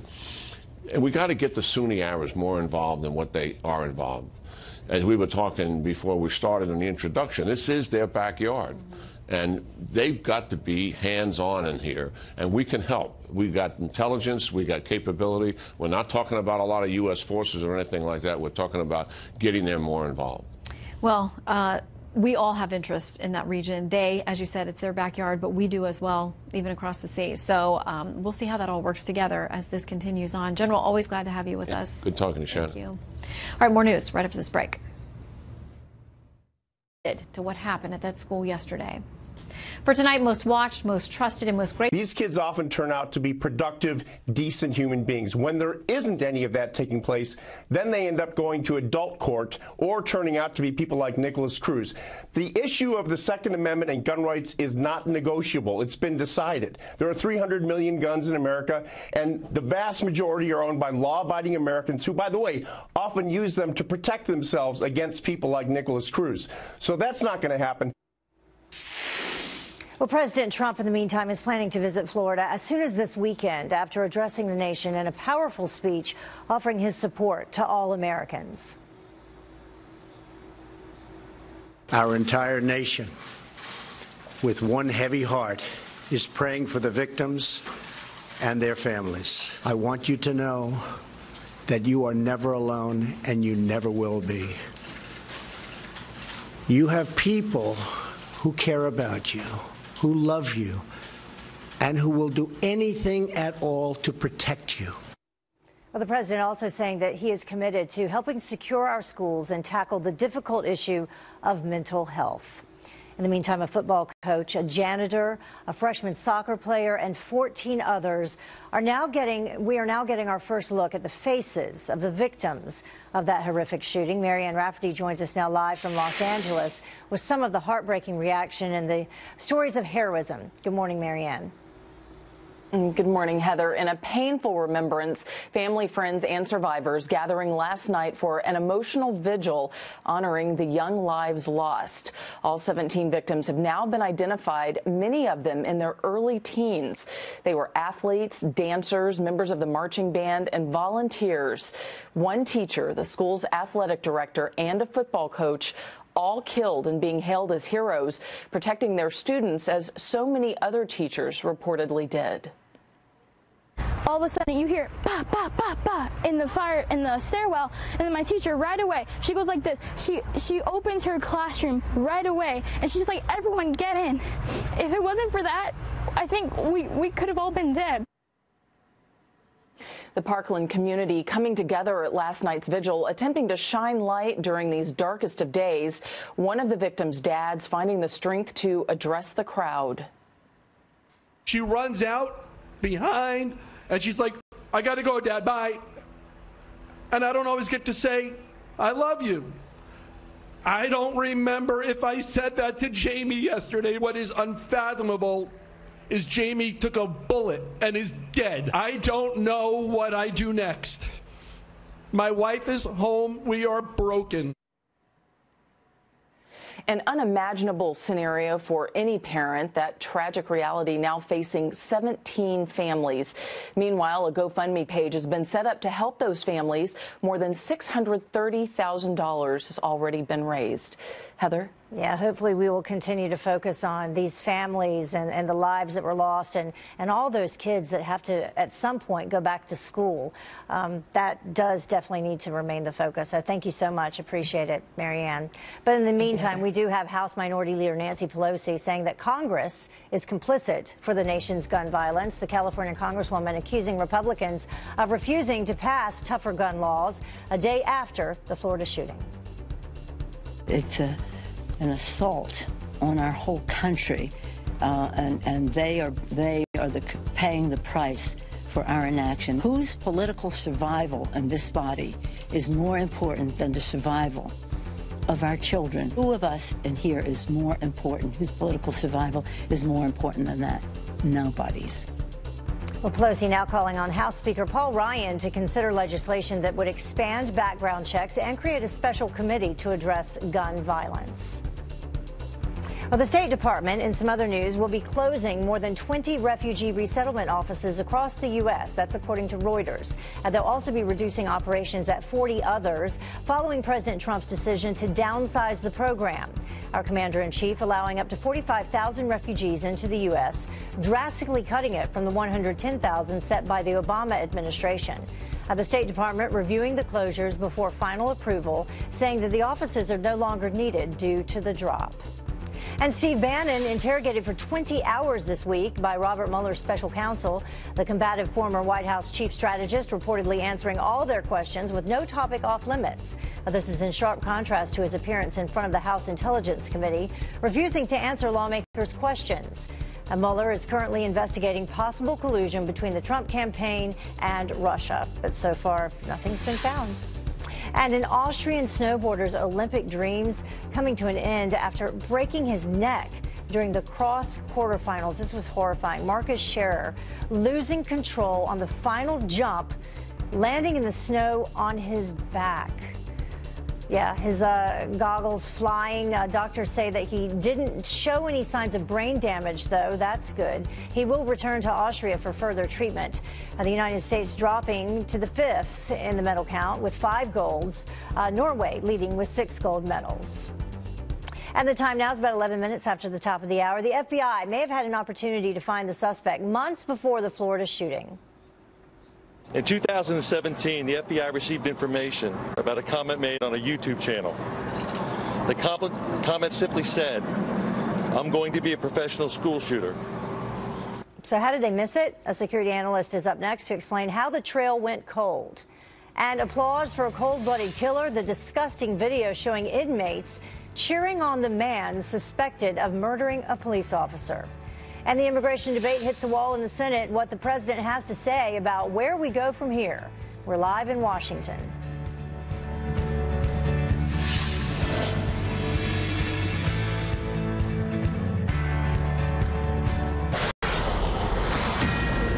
Welcome back. The FBI tipped off 5 months ago about the Florida shooter from a user on YouTube. In 2017, the FBI received information about a comment made on a YouTube channel. The comment simply said, "I'm going to be a professional school shooter." The FBI conducted database reviews, checks, but was unable to further identify the person who actually made the comment. So what was done right here and what fell through the cracks? Joining me now is security analyst Ryan Morrow. Ryan, thank you so much for joining us this morning. We appreciate it. Thanks for having me. So this was a pretty interesting development that came out yesterday when the FBI, they walked out because this news had leaked. This YouTube blogger had turned in this comment that was written on his page by another YouTube user who used his actual name, Nicholas Cruz, saying that he wanted to be a school shooter. So what did the FBI do right and what did they do wrong? Well, how many times have we been told, if you see something, say something? Well, that happened here, and it doesn't appear that much was done. Now, what the FBI is saying is that there are a lot of people with this name. They check their databases, and there is no way to link that YouTube account to this individual and find out who it was. But I find that answer to be very unsatisfactory because there's more things you can do besides that. So, for example, did the FBI contact YouTube and say to them, help us try to track the IP address or the location of this individual, beyond just checking their own internal databases. Did the person that reported the comment to the FBI, did the FBI follow up with that individual and say, could you please try to engage him since he obviously wants to talk to you? Well, they went and talked to him. Not to have happened. I know that they did go and talk to him. He was a bail bondsman, I think, was it from Mississippi? And he said that the FBI did come and talk to him, but he said, I don't know this guy. He's just some guy that made a comment on my YouTube page. Right, but they could have asked him to engage the person that was making that comment, because someone that's making a comment like that is trying to socialize. They want to talk. That's a good idea. I do wonder if they did that. And I wondered when the FBI made that comment yesterday if they were even aware that until the shooting happened that he was using his real name. Right, that's true, and really we just need a better accounting from the FBI rather than saying, look, you didn't show up in our databases and there was no way for us to just take a YouTube username and find out who it is.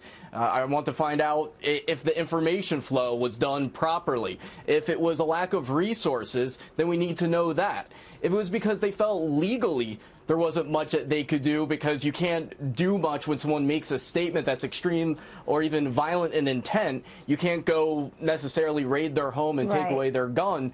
Then that's something we also need to know so we can have a conversation about it. To give you an idea of how big the security gap is, consider this. According to FBI statistics, about 90% of the people on terror watch lists who try to buy a gun succeed in doing so. The other 10% are blocked because of reasons that have nothing to do with terrorism.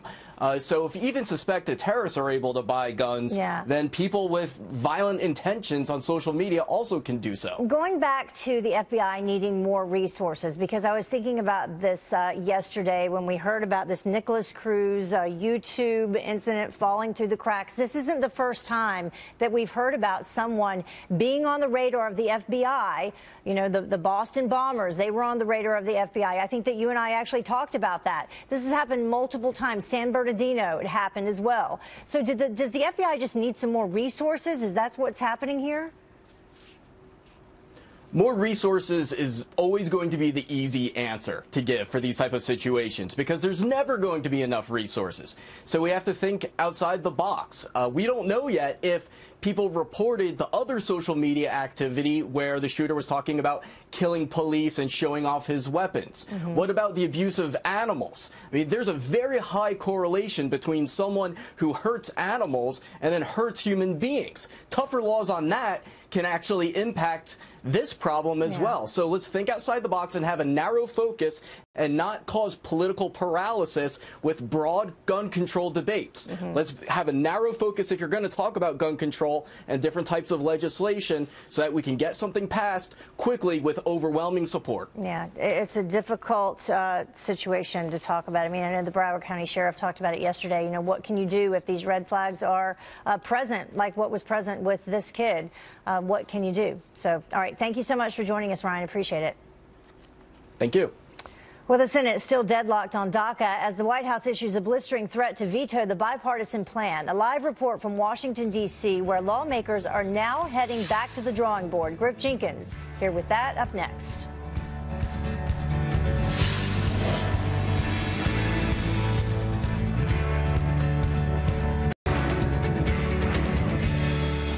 Well, a bipartisan immigration plan fails in the Senate after President Trump threatens to veto it.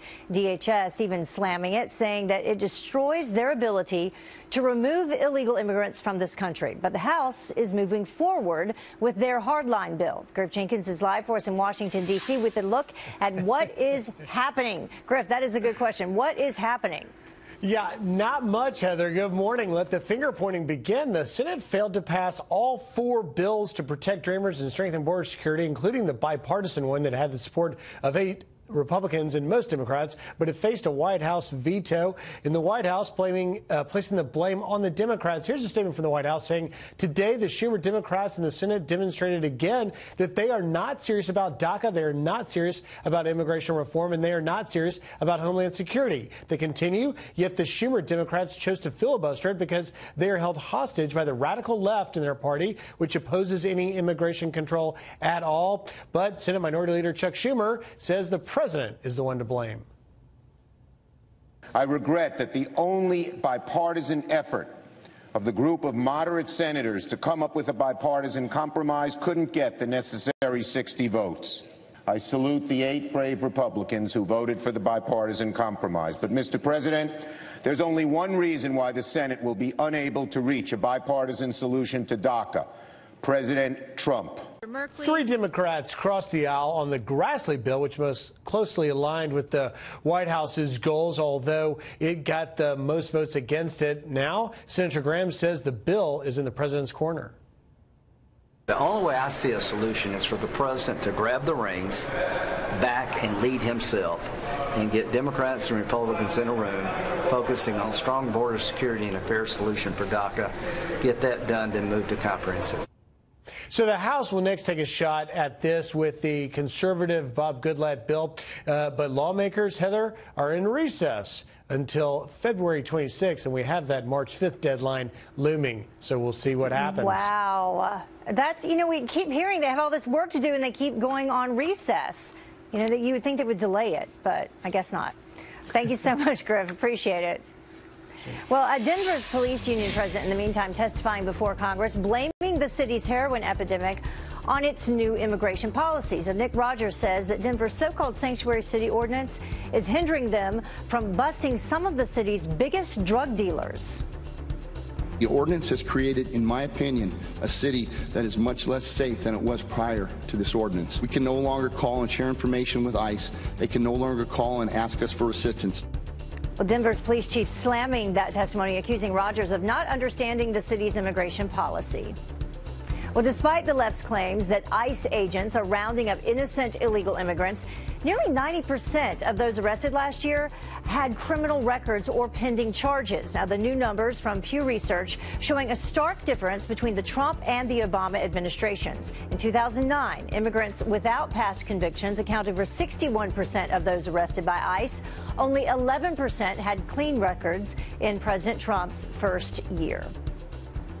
Well, the time now is about 27 minutes after the top of the hour, and just hours after a teenager opened fire, killing 17 people in a Florida high school. The conversation very quickly shifted to gun control. But as a consequence of our inaction, we are responsible. There will be a moment of silence, then the Congress of the United States will do absolutely nothing. But are tighter gun laws the answer, or does the problem run much deeper? We debate up next. And applause for a cold-blooded killer, the disgusting video showing inmates cheering on the man suspected of murdering a police officer.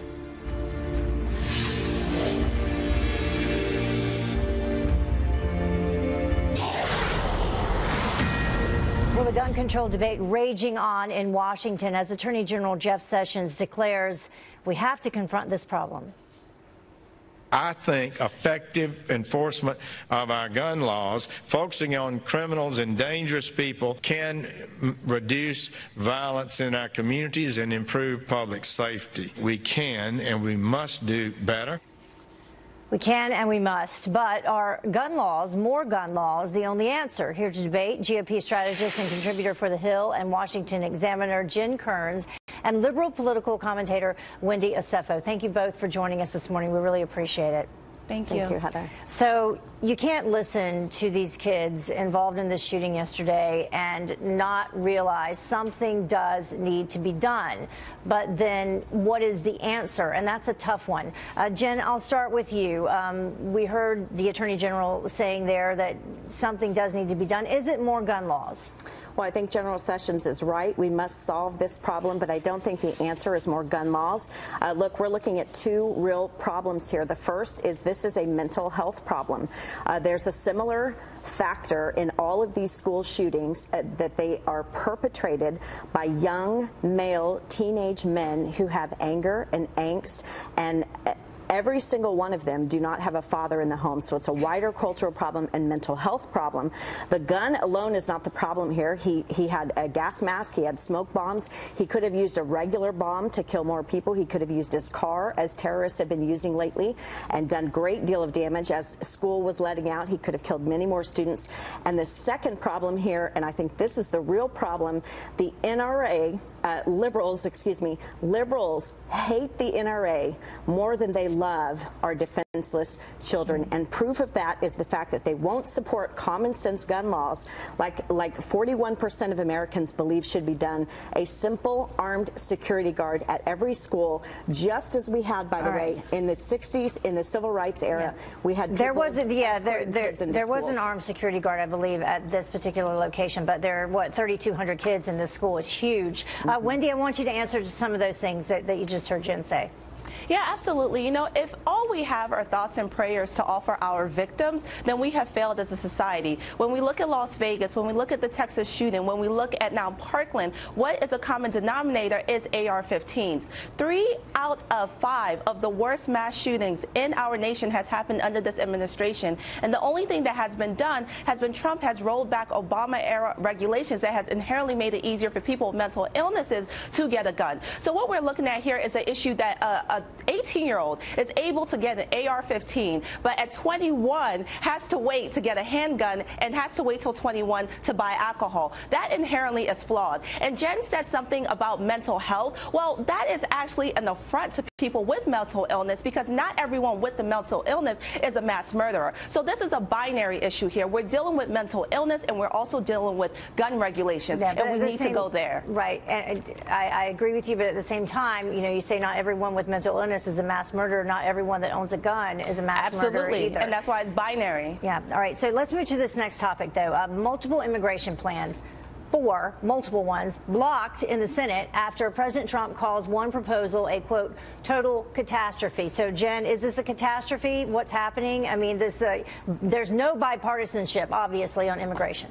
Well, I think one thing we know from Donald Trump's art of the deal is sometimes you have to make the opposition feel as if there is no deal and bring them back to the table. I think that's exactly what President Trump is doing here. Look, I think this will be a catastrophe for Democrats as the March 5th deadline is quickly approaching, because they have proven after 8 years of Barack Obama parading these DACA kids into the Oval Office, and they're doing absolutely nothing for them. President Trump has proven that he's at least willing to give them a path to citizenship. Yeah. And they're going on break. They're taking a break, Wendy, until February 25th. We just heard Griff speak about that with this March 5th deadline looming. So what do you think? Is it a catastrophe? I think what's a catastrophe here are the 700,000 DACA recipients that their lives are being used as a political football. You know, and I think that the president is really trying to torpedo this. And when we look at the numbers, the bill that got the most votes was not the president's bill in which he said to back, which was Grassley. That actually got 39 votes. So we need to come together in a bipartisan manner. But I do not think, and this goes for both sides of the aisle, that they're going to do comprehensive immigration reform until 2019. So right now they need to make a pivot and focus on the DACA issue and try to fix that. But as far as comprehensive immigration reform, that's not going to happen this year. All right. Well, Wendy ought to talk to her Democrat colleagues who sat on their hands during the State of the Union. We could use a little more bipartisanship there. Yeah, we'll see if that happens. Thank you both for joining us. Appreciate it today. Thank you. Have a good weekend. You too. Well, the FBI tipped off about the Florida school shooter's deadly plans months ago. A YouTuber says that he actually contacted the feds in September after a user named Nicholas Cruz wrote on his video, quote, "I'm going to be a professional school shooter." And vlogger Ben Benight says that local FBI agents interviewed him the very next day.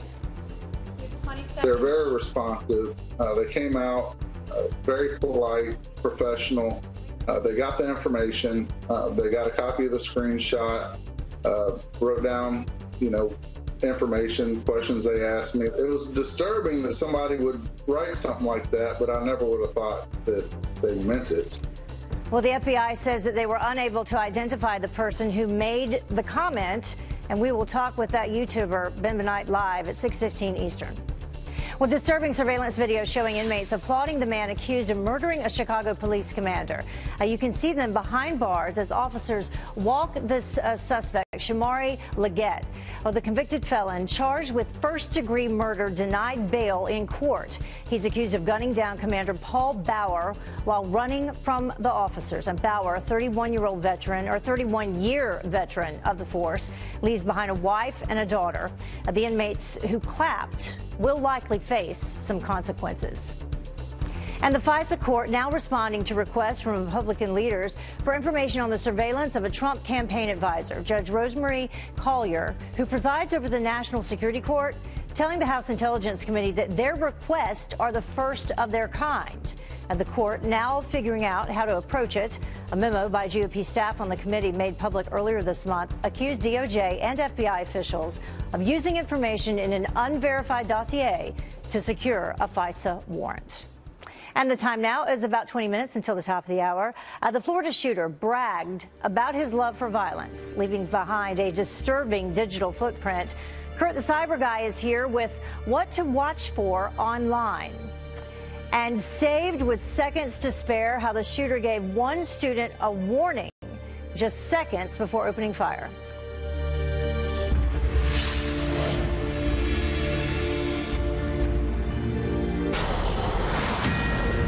Police now turning their attention to the shooter's social media pages. His shocking Instagram post detailing a twisted obsession for guns, violence, and hurting animals.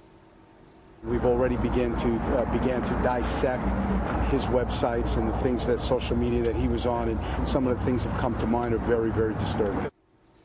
So how did school and law enforcement officials miss these warning signs, and what can be done to prevent another tragedy? Joining us now to weigh in is the cyber guy, Kurt Knutson. Thank you so much for joining us. Heather, good morning. The question I have this morning is, where are the social media companies in all of this in terms of culpability? What did they do to help the FBI when they did come to the database and say, all right, we see some troubling things on not only YouTube with a comment that was left there, but also on Instagram, where he clearly had two accounts here. What is their role in helping authorities track down this type of violence when we know the signals? We know they're there. What have they done? Go specifically because everybody's asking about the FBI and this YouTube vlogger and the comment that was made. It would have been fairly easy for Google owns YouTube, right? Google owns YouTube. Facebook owns Instagram. Okay. So you're dealing with two big powerhouse social media companies. And the question is, what are they doing to help us in this country prevent this in the future? And what they do in this recent case that is so tragic that they could have done? Because there is technology that can spot and tell the tone and tenor of violent language online. And Facebook says they do that. Clearly they do not, because they did not shut down the suspect's Facebook and Instagram pages until after this incident happened. Aside from a warrant from the FBI, they're not going to hand over any proactive information to law enforcement, and that is tragic in and of itself right there. So what can you do right now before we rattle the cages over with social media? And I do want to wake up that call this morning. What can we do right now? And I would say this is the moment across this country to pick up the phone and become aware of faster and easier ways to report trouble that you see in social media. So what do you do to do that? You call your school right now that your kids are at, and you say, what is your plan? What are you planning to do here? And then you find out that they may have already address that you text to or email to or a specific phone number. You need to get really tight on that. Find out that emergency plan that the school has, and then create an entry in your own smartphone that gets you right to that contact the second you have something like this happen. Timing is everything on the response of a school shooting like this. So have that entry inside of your smartphone, and then you'll be ready to go with any sort of threat that goes on. And then also schools need a wake-up call. They need budgeting. They need budgeting to get the latest technology, including technology right now allows them to do geofencing. So the school and what exactly is the geofencing? So you can actually put a perimeter that you define, say 5 miles around a school and on campus, that if violent type of language gets triggered along with the school name or along with other key words that relate to the school, or if it's on the premises of the school or nearby, you could say, hey, we need to take a closer look at that. So it's an automated alert system, but those cost money, and schools need to get them, though. That's interesting. There's no question they've got to get it. And then also you're dealing with technology like this one, which is, once an event is about, is happening, what are you doing to arm your teachers and other school officials? So this is a School Guard app. This is actually created by a law enforcement officer. This is brilliant. This is called School Guard, and this goes on a phone of every teacher and the principal and administration of the school. The second they hit this panic button, it does 4 things. It calls 911. It lets everyone inside the school know that there's a problem. It sends the map of where the problem is, and then it also triggers Hero 911, which 50,000 officers around the country already have. Wow. And police officers that are nearby immediately get that same information so that they can respond within seconds, not minutes. So it tells you the location of the problem as well? Tells you where the panic button was pressed. Because I'm wondering if that would have assisted in this particular incident, because, you know, all these kids, they ran out of their classrooms, some of them many into the line of fire. However, before the running even started, the second the first teacher were to press that button, right, and they would have known it is stay in your class. So what we know now is in Broward County that there are 100 to 200 officers that have this on their phone. The second that was pressed, it would alert them right then. They would have been able to respond right then. What could have changed? Maybe nothing in this case. But it certainly is very important technology to take a closer look at to keep our kids safe. It's another tool to have in your arsenal, so that's never a bad thing. All right, thank you so much, Kurt. Appreciate it. And we will be right back. Stay with us.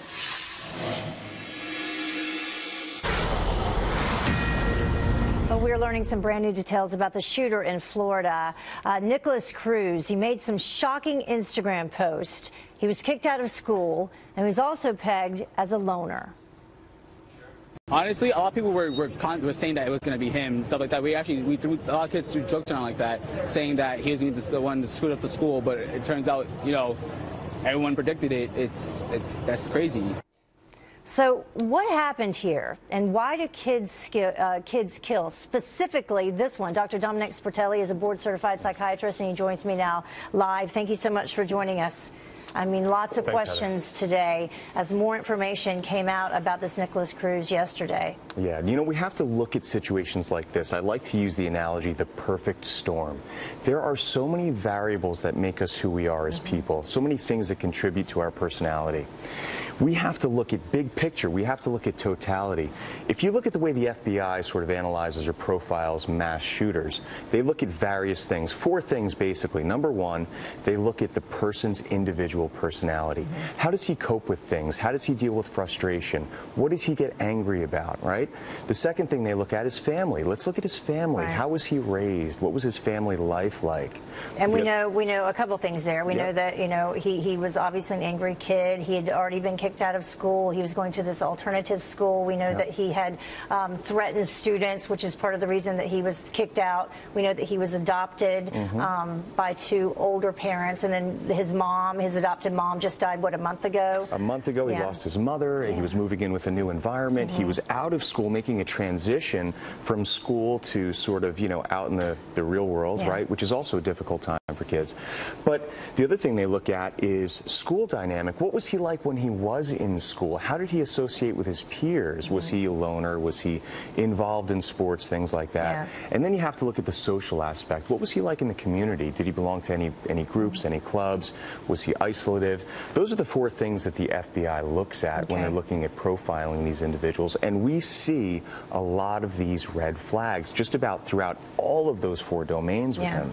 Yeah, other kids that have been interviewed, they said they described him specifically as a loner, as strange. They felt uncomfortable. They were scared to be around him. All of those things were attributed to him. Yeah, here's an important point, too, is a lot of people will call these mass shooters loners when it's the important thing to understand is they don't want to be loners, right? They're loners because they can't fit in. They have a very difficult time blending in with peers and peer groups and adults. It's very difficult for them. Which is why they may tend towards social media, which is a whole nother issue. And then there were a lot of red flags with Nicholas Cruz's social media as well. See, things that he posted on Instagram, these violent tendencies, gun pictures, pictures of harming animals. Yep, harming animals is a big thing because what you're seeing with harming animals is you're seeing a lack of empathy.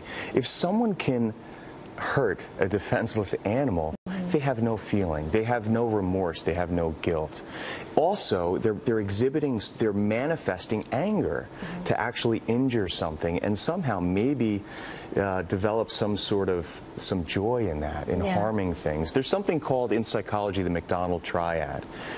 A lot of serial homicide people will injure animals. Well, injuring animals, bedwetting, and fire setting, that's the triad that we see. But injuring animals is a big one. It's high on the list. You know, yesterday I heard a young girl speaking with Martha McCallum, and it was really remarkable. She was in the classroom. She lost a friend of hers, shot and killed. She was crying. She said, you know, this suspect, she ran into him. He worked at the dollar store, apparently, near her. And she said her recollection of him was that she went in the dollar store and he offered her a free balloon.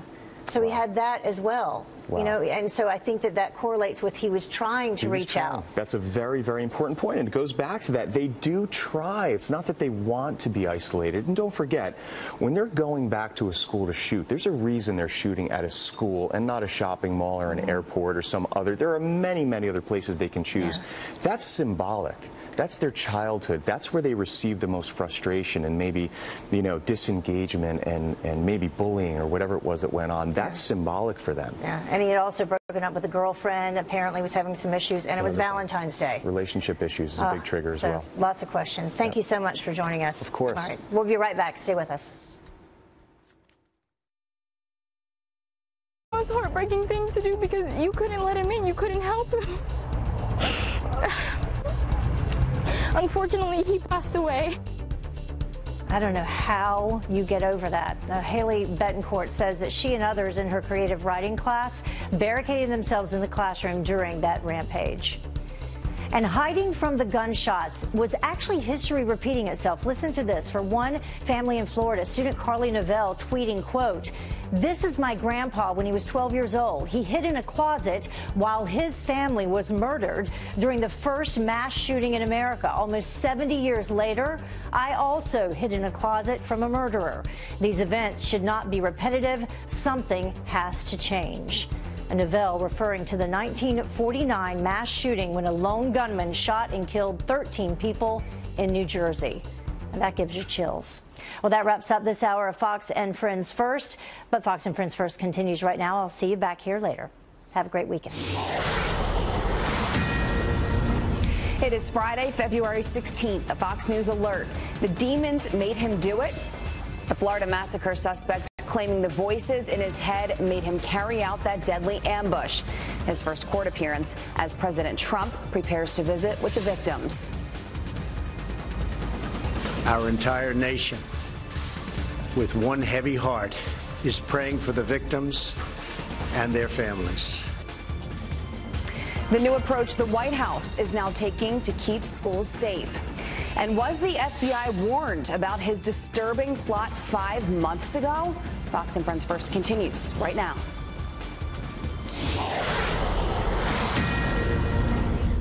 You are watching Fox and Friends First on this Friday morning. I'm Jillian Mealy. Good morning to you, Jillian. I'm Rob Schmidt here live in Parkland, Florida, right outside Marjorie Stoneman Douglas High School here, the scene of this horrific crime this week. And just about a day and a half later, we're getting a much clearer picture of the person who carried out this crime, this young man, Nicholas Cruz, a young man with an obsession with guns, with violence, who boasted about killing animals, and who says that he committed this crime, told police he committed this crime and had demons in his head telling him to do so. A young man whose adoptive mother died just this past fall, who was expelled from high school here last year, about a year ago, and just 3 days later bought an AR-15, the rifle that he used to commit this horrible crime. We are also getting an outline of exactly how this all went down, a timeline, I should say, of how this happened on Wednesday, on Valentine's Day, when this horrific act took place. And it was a pretty fast-moving event as it went down. 2:06, the young man in the afternoon, 2 o'clock, 2:06 in the afternoon, he gets an Uber to the school. At 2:21, he enters into the east stairwell of one of the buildings here. Not sure how he got access into the building, how he was able to get in, but we'll analyze that a little bit later on.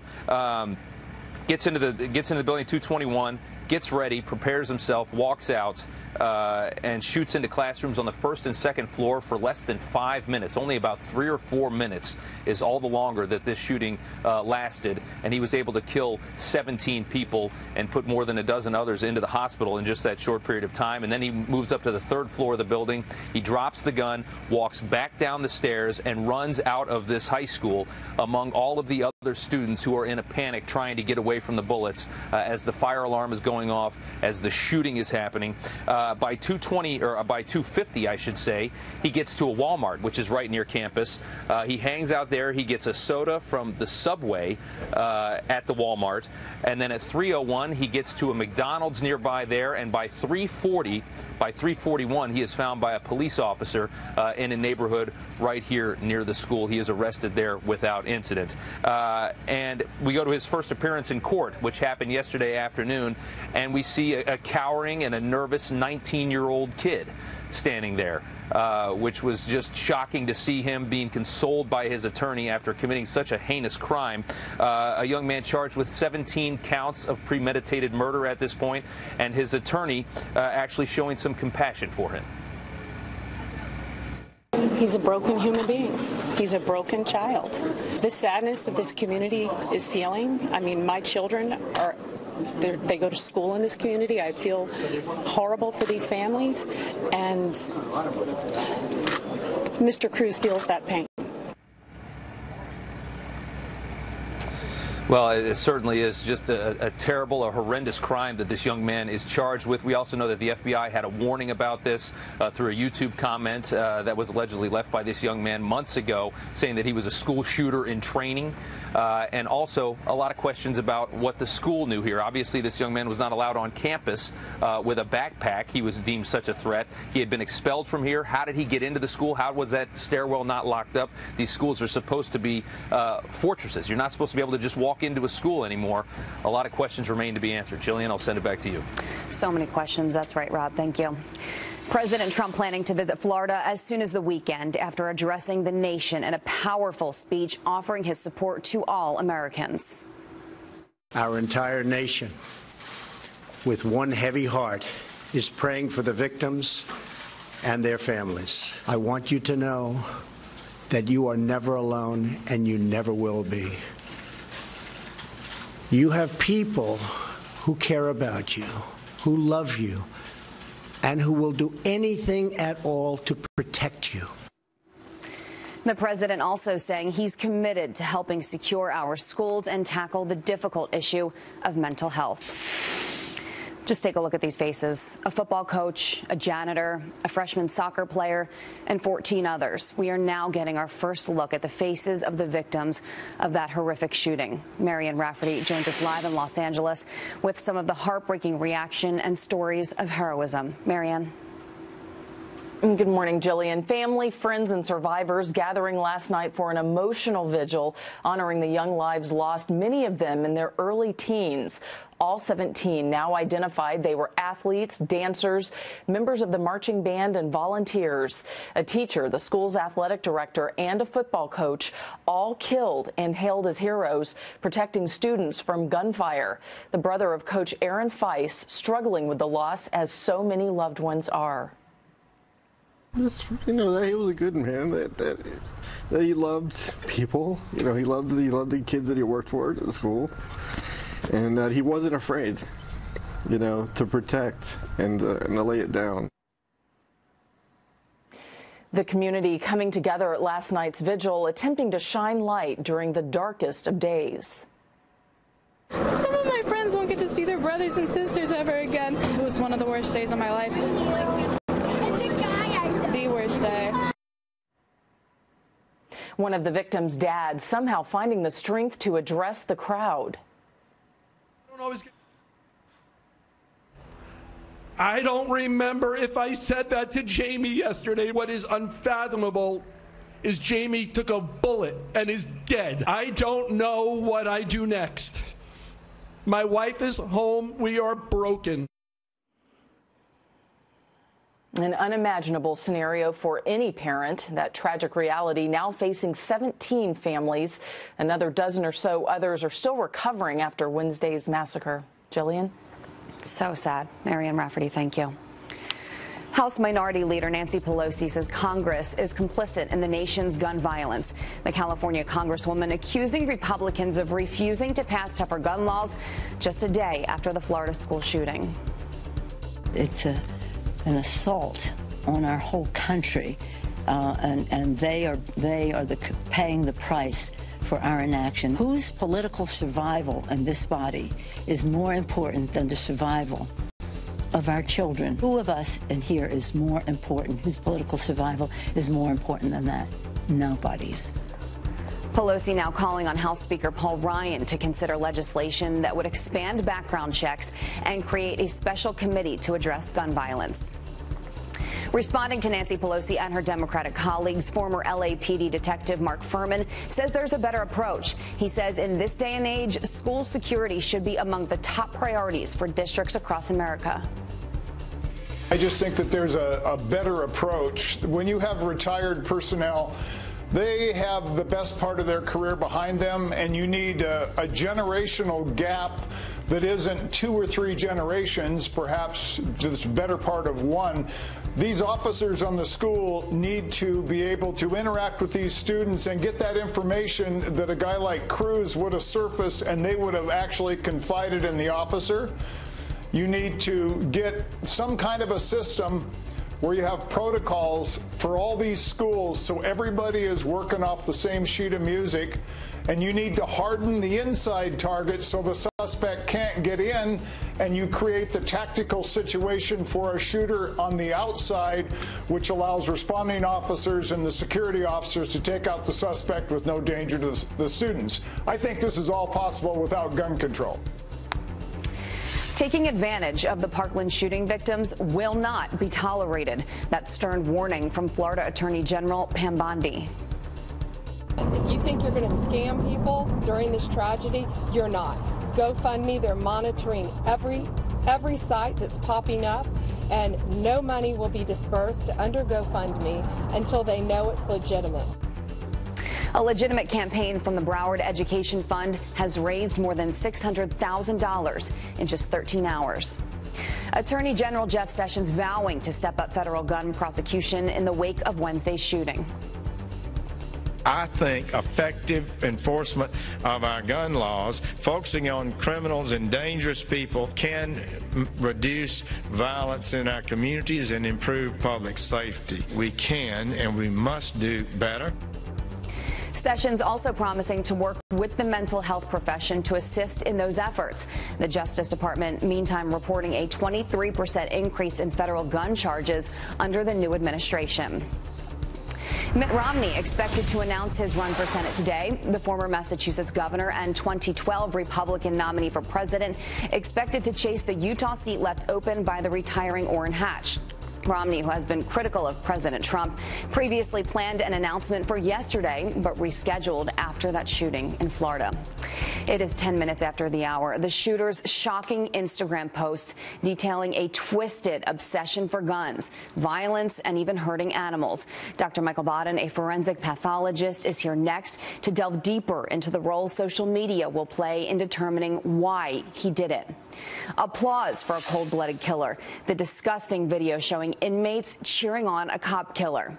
And senators on both sides calling out President Trump after hitting a wall on immigration.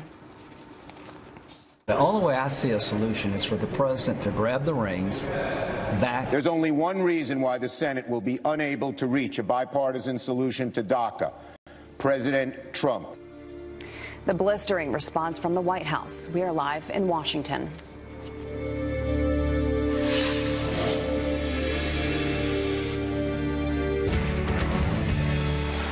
Investigators now pouring through the Parkland shooter's social media footprint, trying to learn everything about him.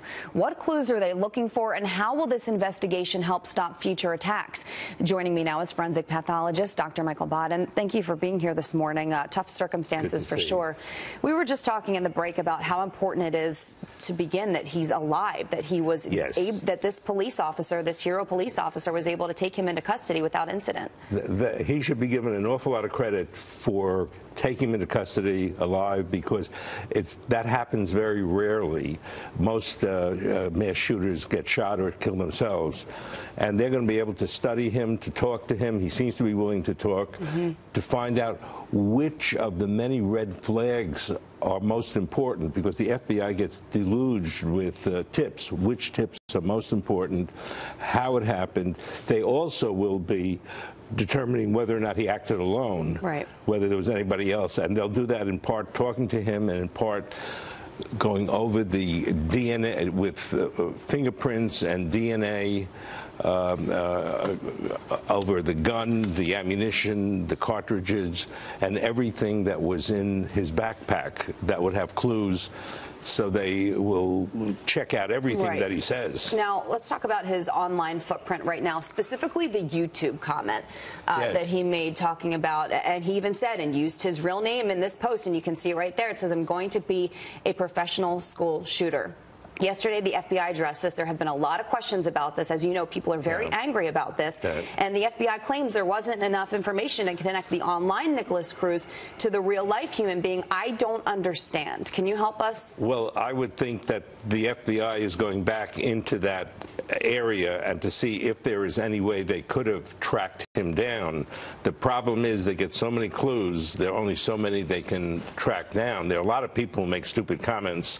Most of them, most people don't act on them. Right, but, and forgive me for interrupting, you look at that comment, you look at the posts he had on his Instagram, on his other social media accounts, pictures of guns, of knives, of dead animals. What are we missing? Well, it's said that at 18 you're able to buy long guns, but you're still not able to buy handguns. And the photographs of his array of weapons, he has some handguns. So there's a whole issue there of how he collected the guns, whom he purchased them from. The sadness is with all these stories about mental problems, he had never been adjudged to be mentally ill in a way that would affect his purchasing weapons. But the whole area of why 18-year-olds should be able to buy assault weapons is going to be addressed. What is law enforcement doing right now? Law enforcement the police don't want, the police I know that I've worked with, they don't want people to be able to easily get guns. There's now a real divide between the National Rifle Association and the rest of society as to what strictures, if any, should be placed upon people buying weapons. And this has brought it out again, and maybe this time, since he's alive, since they can get more information for him, they'll be able to work out something in that direction. Well, this is a debate that is unfortunately going to continue in the days to come, the weeks to come. We thank you for being with us this morning. And I hope really I don't have to come back for a similar situation in the near future. We hope that as well. Thank you, Doctor. The YouTuber who alerted the FBI about a possible suspect months before the shooting, now breaking his silence. It was disturbing that somebody would write something like that, but I never would have thought that they meant it. How he says the feds reacted to his warning. And the immigration debate hits a wall in the Senate. What the president has to say about where we go from here. We are live in Washington. Griff Jenkins joins us next.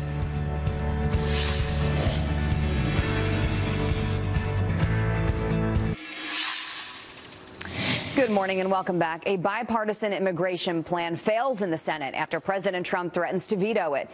DHS even slamming it, saying it destroys their ability to remove illegal immigrants from the country. But the House is moving forward with their hardline bill. Griff Jenkins is live in Washington, D.C. with a look at what's happening. Good morning, Griff. Good morning, Jillian. They are your Cleveland Browns of the federal government. The Senate going 0-4 to pass anything to protect dreamers and strengthen border security, including the bipartisan bill that had the support of 8 Republicans. But the president called a total catastrophe, threatening a veto. The White House placing blame on the Democrats, saying today the Schumer Democrats in the Senate demonstrated again that they are not serious about DACA. They are not serious about immigration reform, and they are not serious about Homeland Security. Continuing, they say, yet the Schumer Democrats chose to filibuster it because they are held hostage by the radical left in their party, which opposes any immigration control at all. But Senate Minority Leader Chuck Schumer says the president is the one to blame. I regret that the only bipartisan effort of the group of moderate senators to come up with a bipartisan compromise couldn't get the necessary 60 votes. There's only one reason why the Senate will be unable to reach a bipartisan solution to DACA: President Trump. 3 Democrats crossed the aisle on the Grassley bill, which most closely aligned with the president's 4 pillars, but it also received the most votes against it. Senator Graham now says the ball is in the president's corner. The only way I see a solution is for the president to grab the reins back and lead himself and get Democrats and Republicans in a room focusing on strong border security and a fair solution for DACA. Get that done, then move to comprehensive. Now, the House will take the next crack at it with the most conservative bill yet on the deck, but lawmakers in recess now until February 26th, and that March 5th deadline for Dreamers is fast approaching, Jillian. That was a cheap shot at the Browns fans there, Griff. It's true. They're winless. It is true. I know. One day they will win a couple of games, and they will be very excited. Thanks, Griff. So remember the View co-host Joy Behar attacking Vice President Mike Pence's faith? It's one thing to talk to Jesus. It's another thing when Jesus talks to you. Exactly. That's called mental illness. Well, now she's addressing those outrageous comments, noting that she is a Christian, too. I give money to the church. Yeah. You know, I mean, I actually help Christians with my pocketbook. The conservative voice of The View, Meghan McCain, chiming in her frustration, only to be cut off. Listen. I feel like sometimes liberals say we need to be tolerant of everyone, we need to be tolerant of everyone, except pro-lifers, except Trump supporters. I'm going to stop you because that's not actually true. McCain continued to say the women on the show owe the vice president and his family an apology. What would the women from The View think of this? Oprah says she's not running in 2020 because God didn't tell her to. Never looked outside for other people to tell me when I should be making a move. Mm-hmm. And wouldn't I know? Because if God actually wanted me to run, wouldn't God kind of tell me? And I haven't heard that. Oprah claiming in an interview with 60 Minutes that she had a lot of wealthy men offer to run her presidential campaign. But while she feels a responsibility to use her voice to promote justice in the world, she says politics isn't in her DNA. It is 26 minutes after the hour. Applause for a cold-blooded killer. The disgusting video showing inmates cheering on the man suspected of murdering a police officer. Democrats demanding more gun control just hours after the Florida shooting rampage. But as a consequence of our inaction, we are responsible. There will be a moment of silence. Then the Congress of the United States will do absolutely nothing. Our next guest, an NRA commentator, makes the case for more guns in the hands of the right people. Stay right there.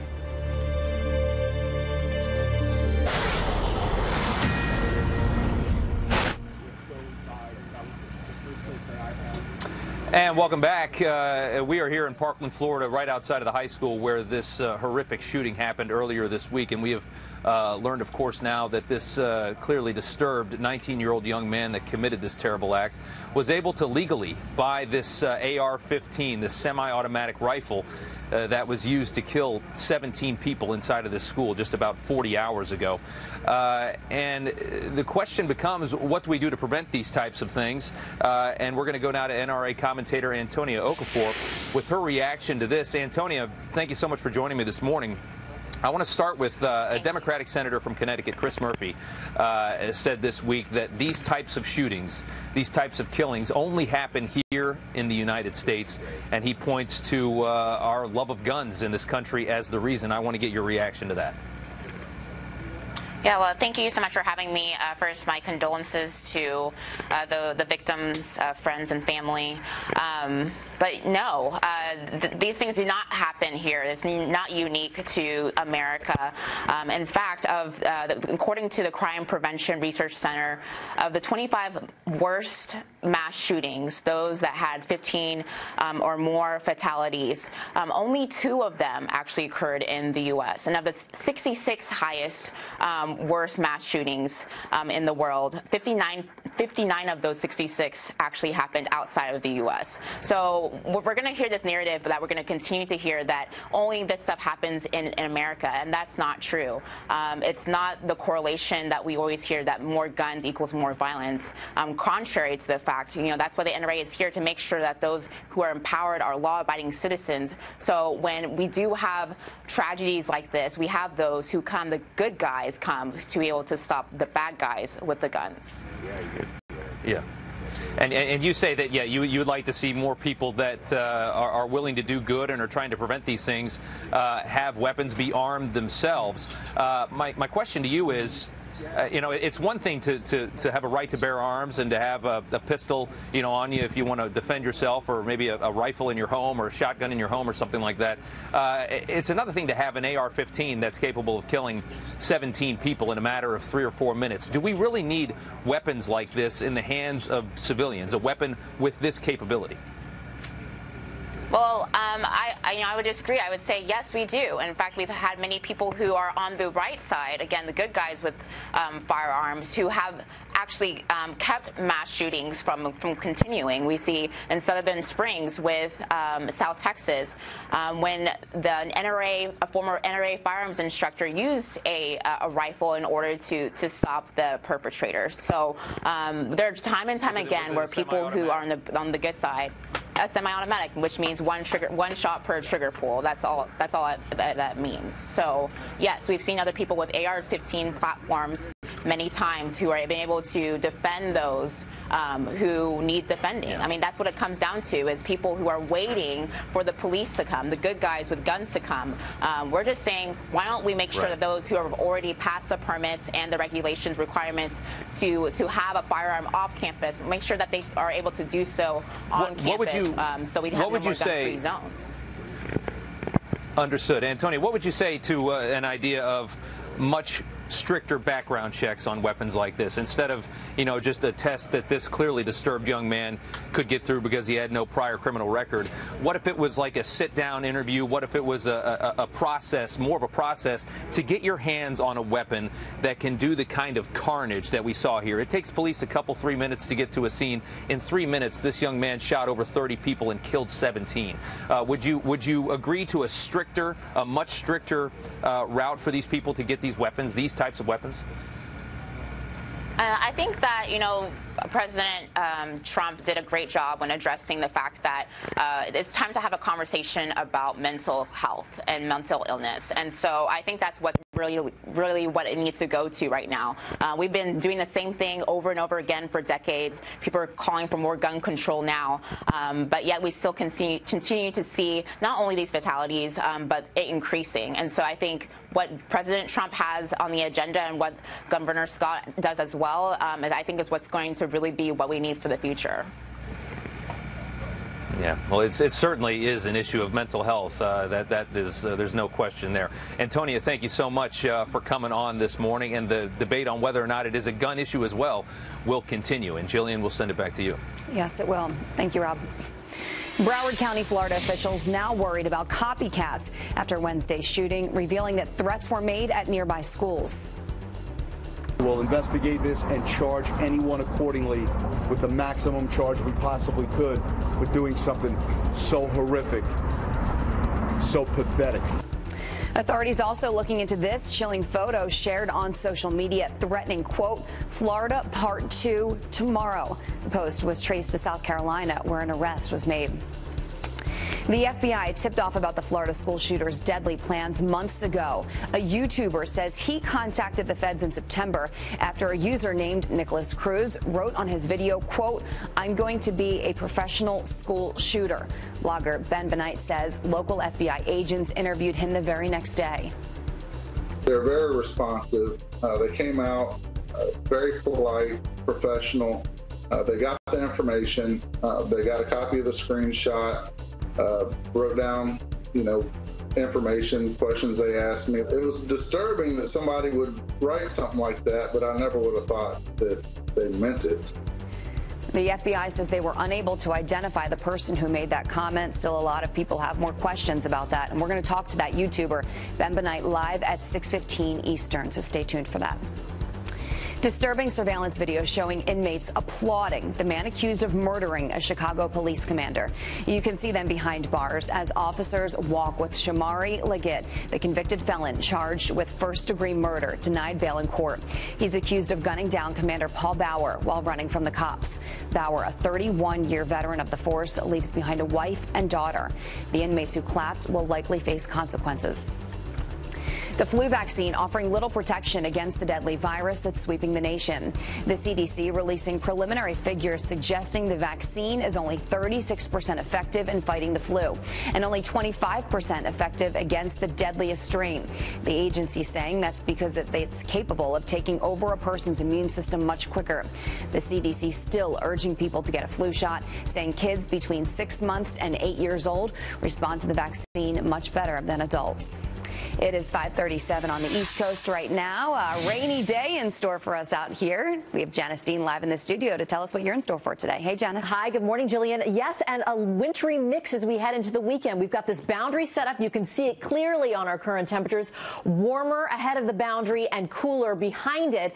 And along this boundary is where we're going to see these areas of low pressure. In a lot of places, it's going to be heavy rain, especially as we head into next week. So flooding is going to be a concern for the eastern half of the country. But this weekend, the temperatures are going to get cooler across the Northeast, and that means the potential for snow. So let's take a look at the future radar. This is a quick mover. It's going to be in and out Saturday, Sunday, but it is going to be bringing measurable snow across the I-95 corridor, including New York City up towards Boston and interior sections of the Northeast. So again, that's happening Saturday into Sunday, and then this will be out of here. But my other concern is, along with the snow, is the very heavy rain we're going to get across areas of the Tennessee River Valley, the Ohio River Valley, and the Mississippi River Valley over the next couple of days. So keep in tune with your forecast, and we will keep you updated. Back to you, Jillian. All right. As always, thank you, Janice. Of course.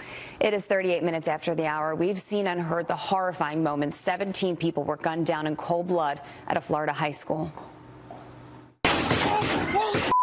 Oh my God!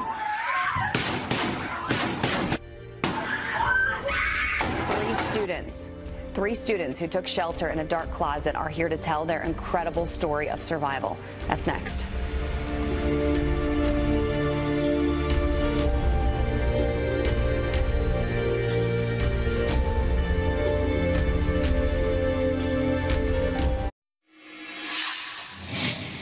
Iran may be spying on millions of people through smartphone apps. According to a new report, they're easily available to download on Apple's iTunes Store and Google Play. The National Council of Resistance of Iran is accusing an Islamic military group of creating several spyware-enabled apps in hopes of preventing political uprisings. The report specifically citing instant messenger app Mobogram as a weaponized application monitored by the Iranian regime. Twitter will soon broadcast local breaking news in an attempt to curb the spread of misinformation. The social media giant saying they will partner with local news channels to air their coverage alongside users' timelines during big events. The company tested the feature on Wednesday, streaming live news coverage of the Florida school shooting. Twin brothers now facing major charges after allegedly enlisting students to help build bombs. Former New York City teacher Christian Toro and his twin brother Tyler pleading not guilty to unlawfully making bombs. The FBI arresting the two after a bomb-making manual was found on Christian Toro's school-issued laptop when he resigned. The feds also finding 30 pounds of explosive materials in his apartment.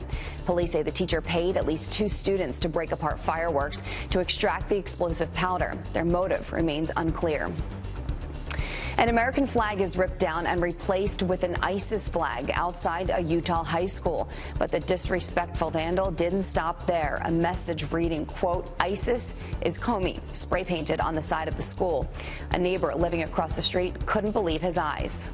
7 seconds. That flag represents our country. I just can't imagine anybody wanting to do anything to that flag. The FBI says the incident was not carried out by someone in the terror group. The suspect is still unknown. Rob Schmidt live on the scene with students who barricaded themselves in a closet. That's next. We'll be right back.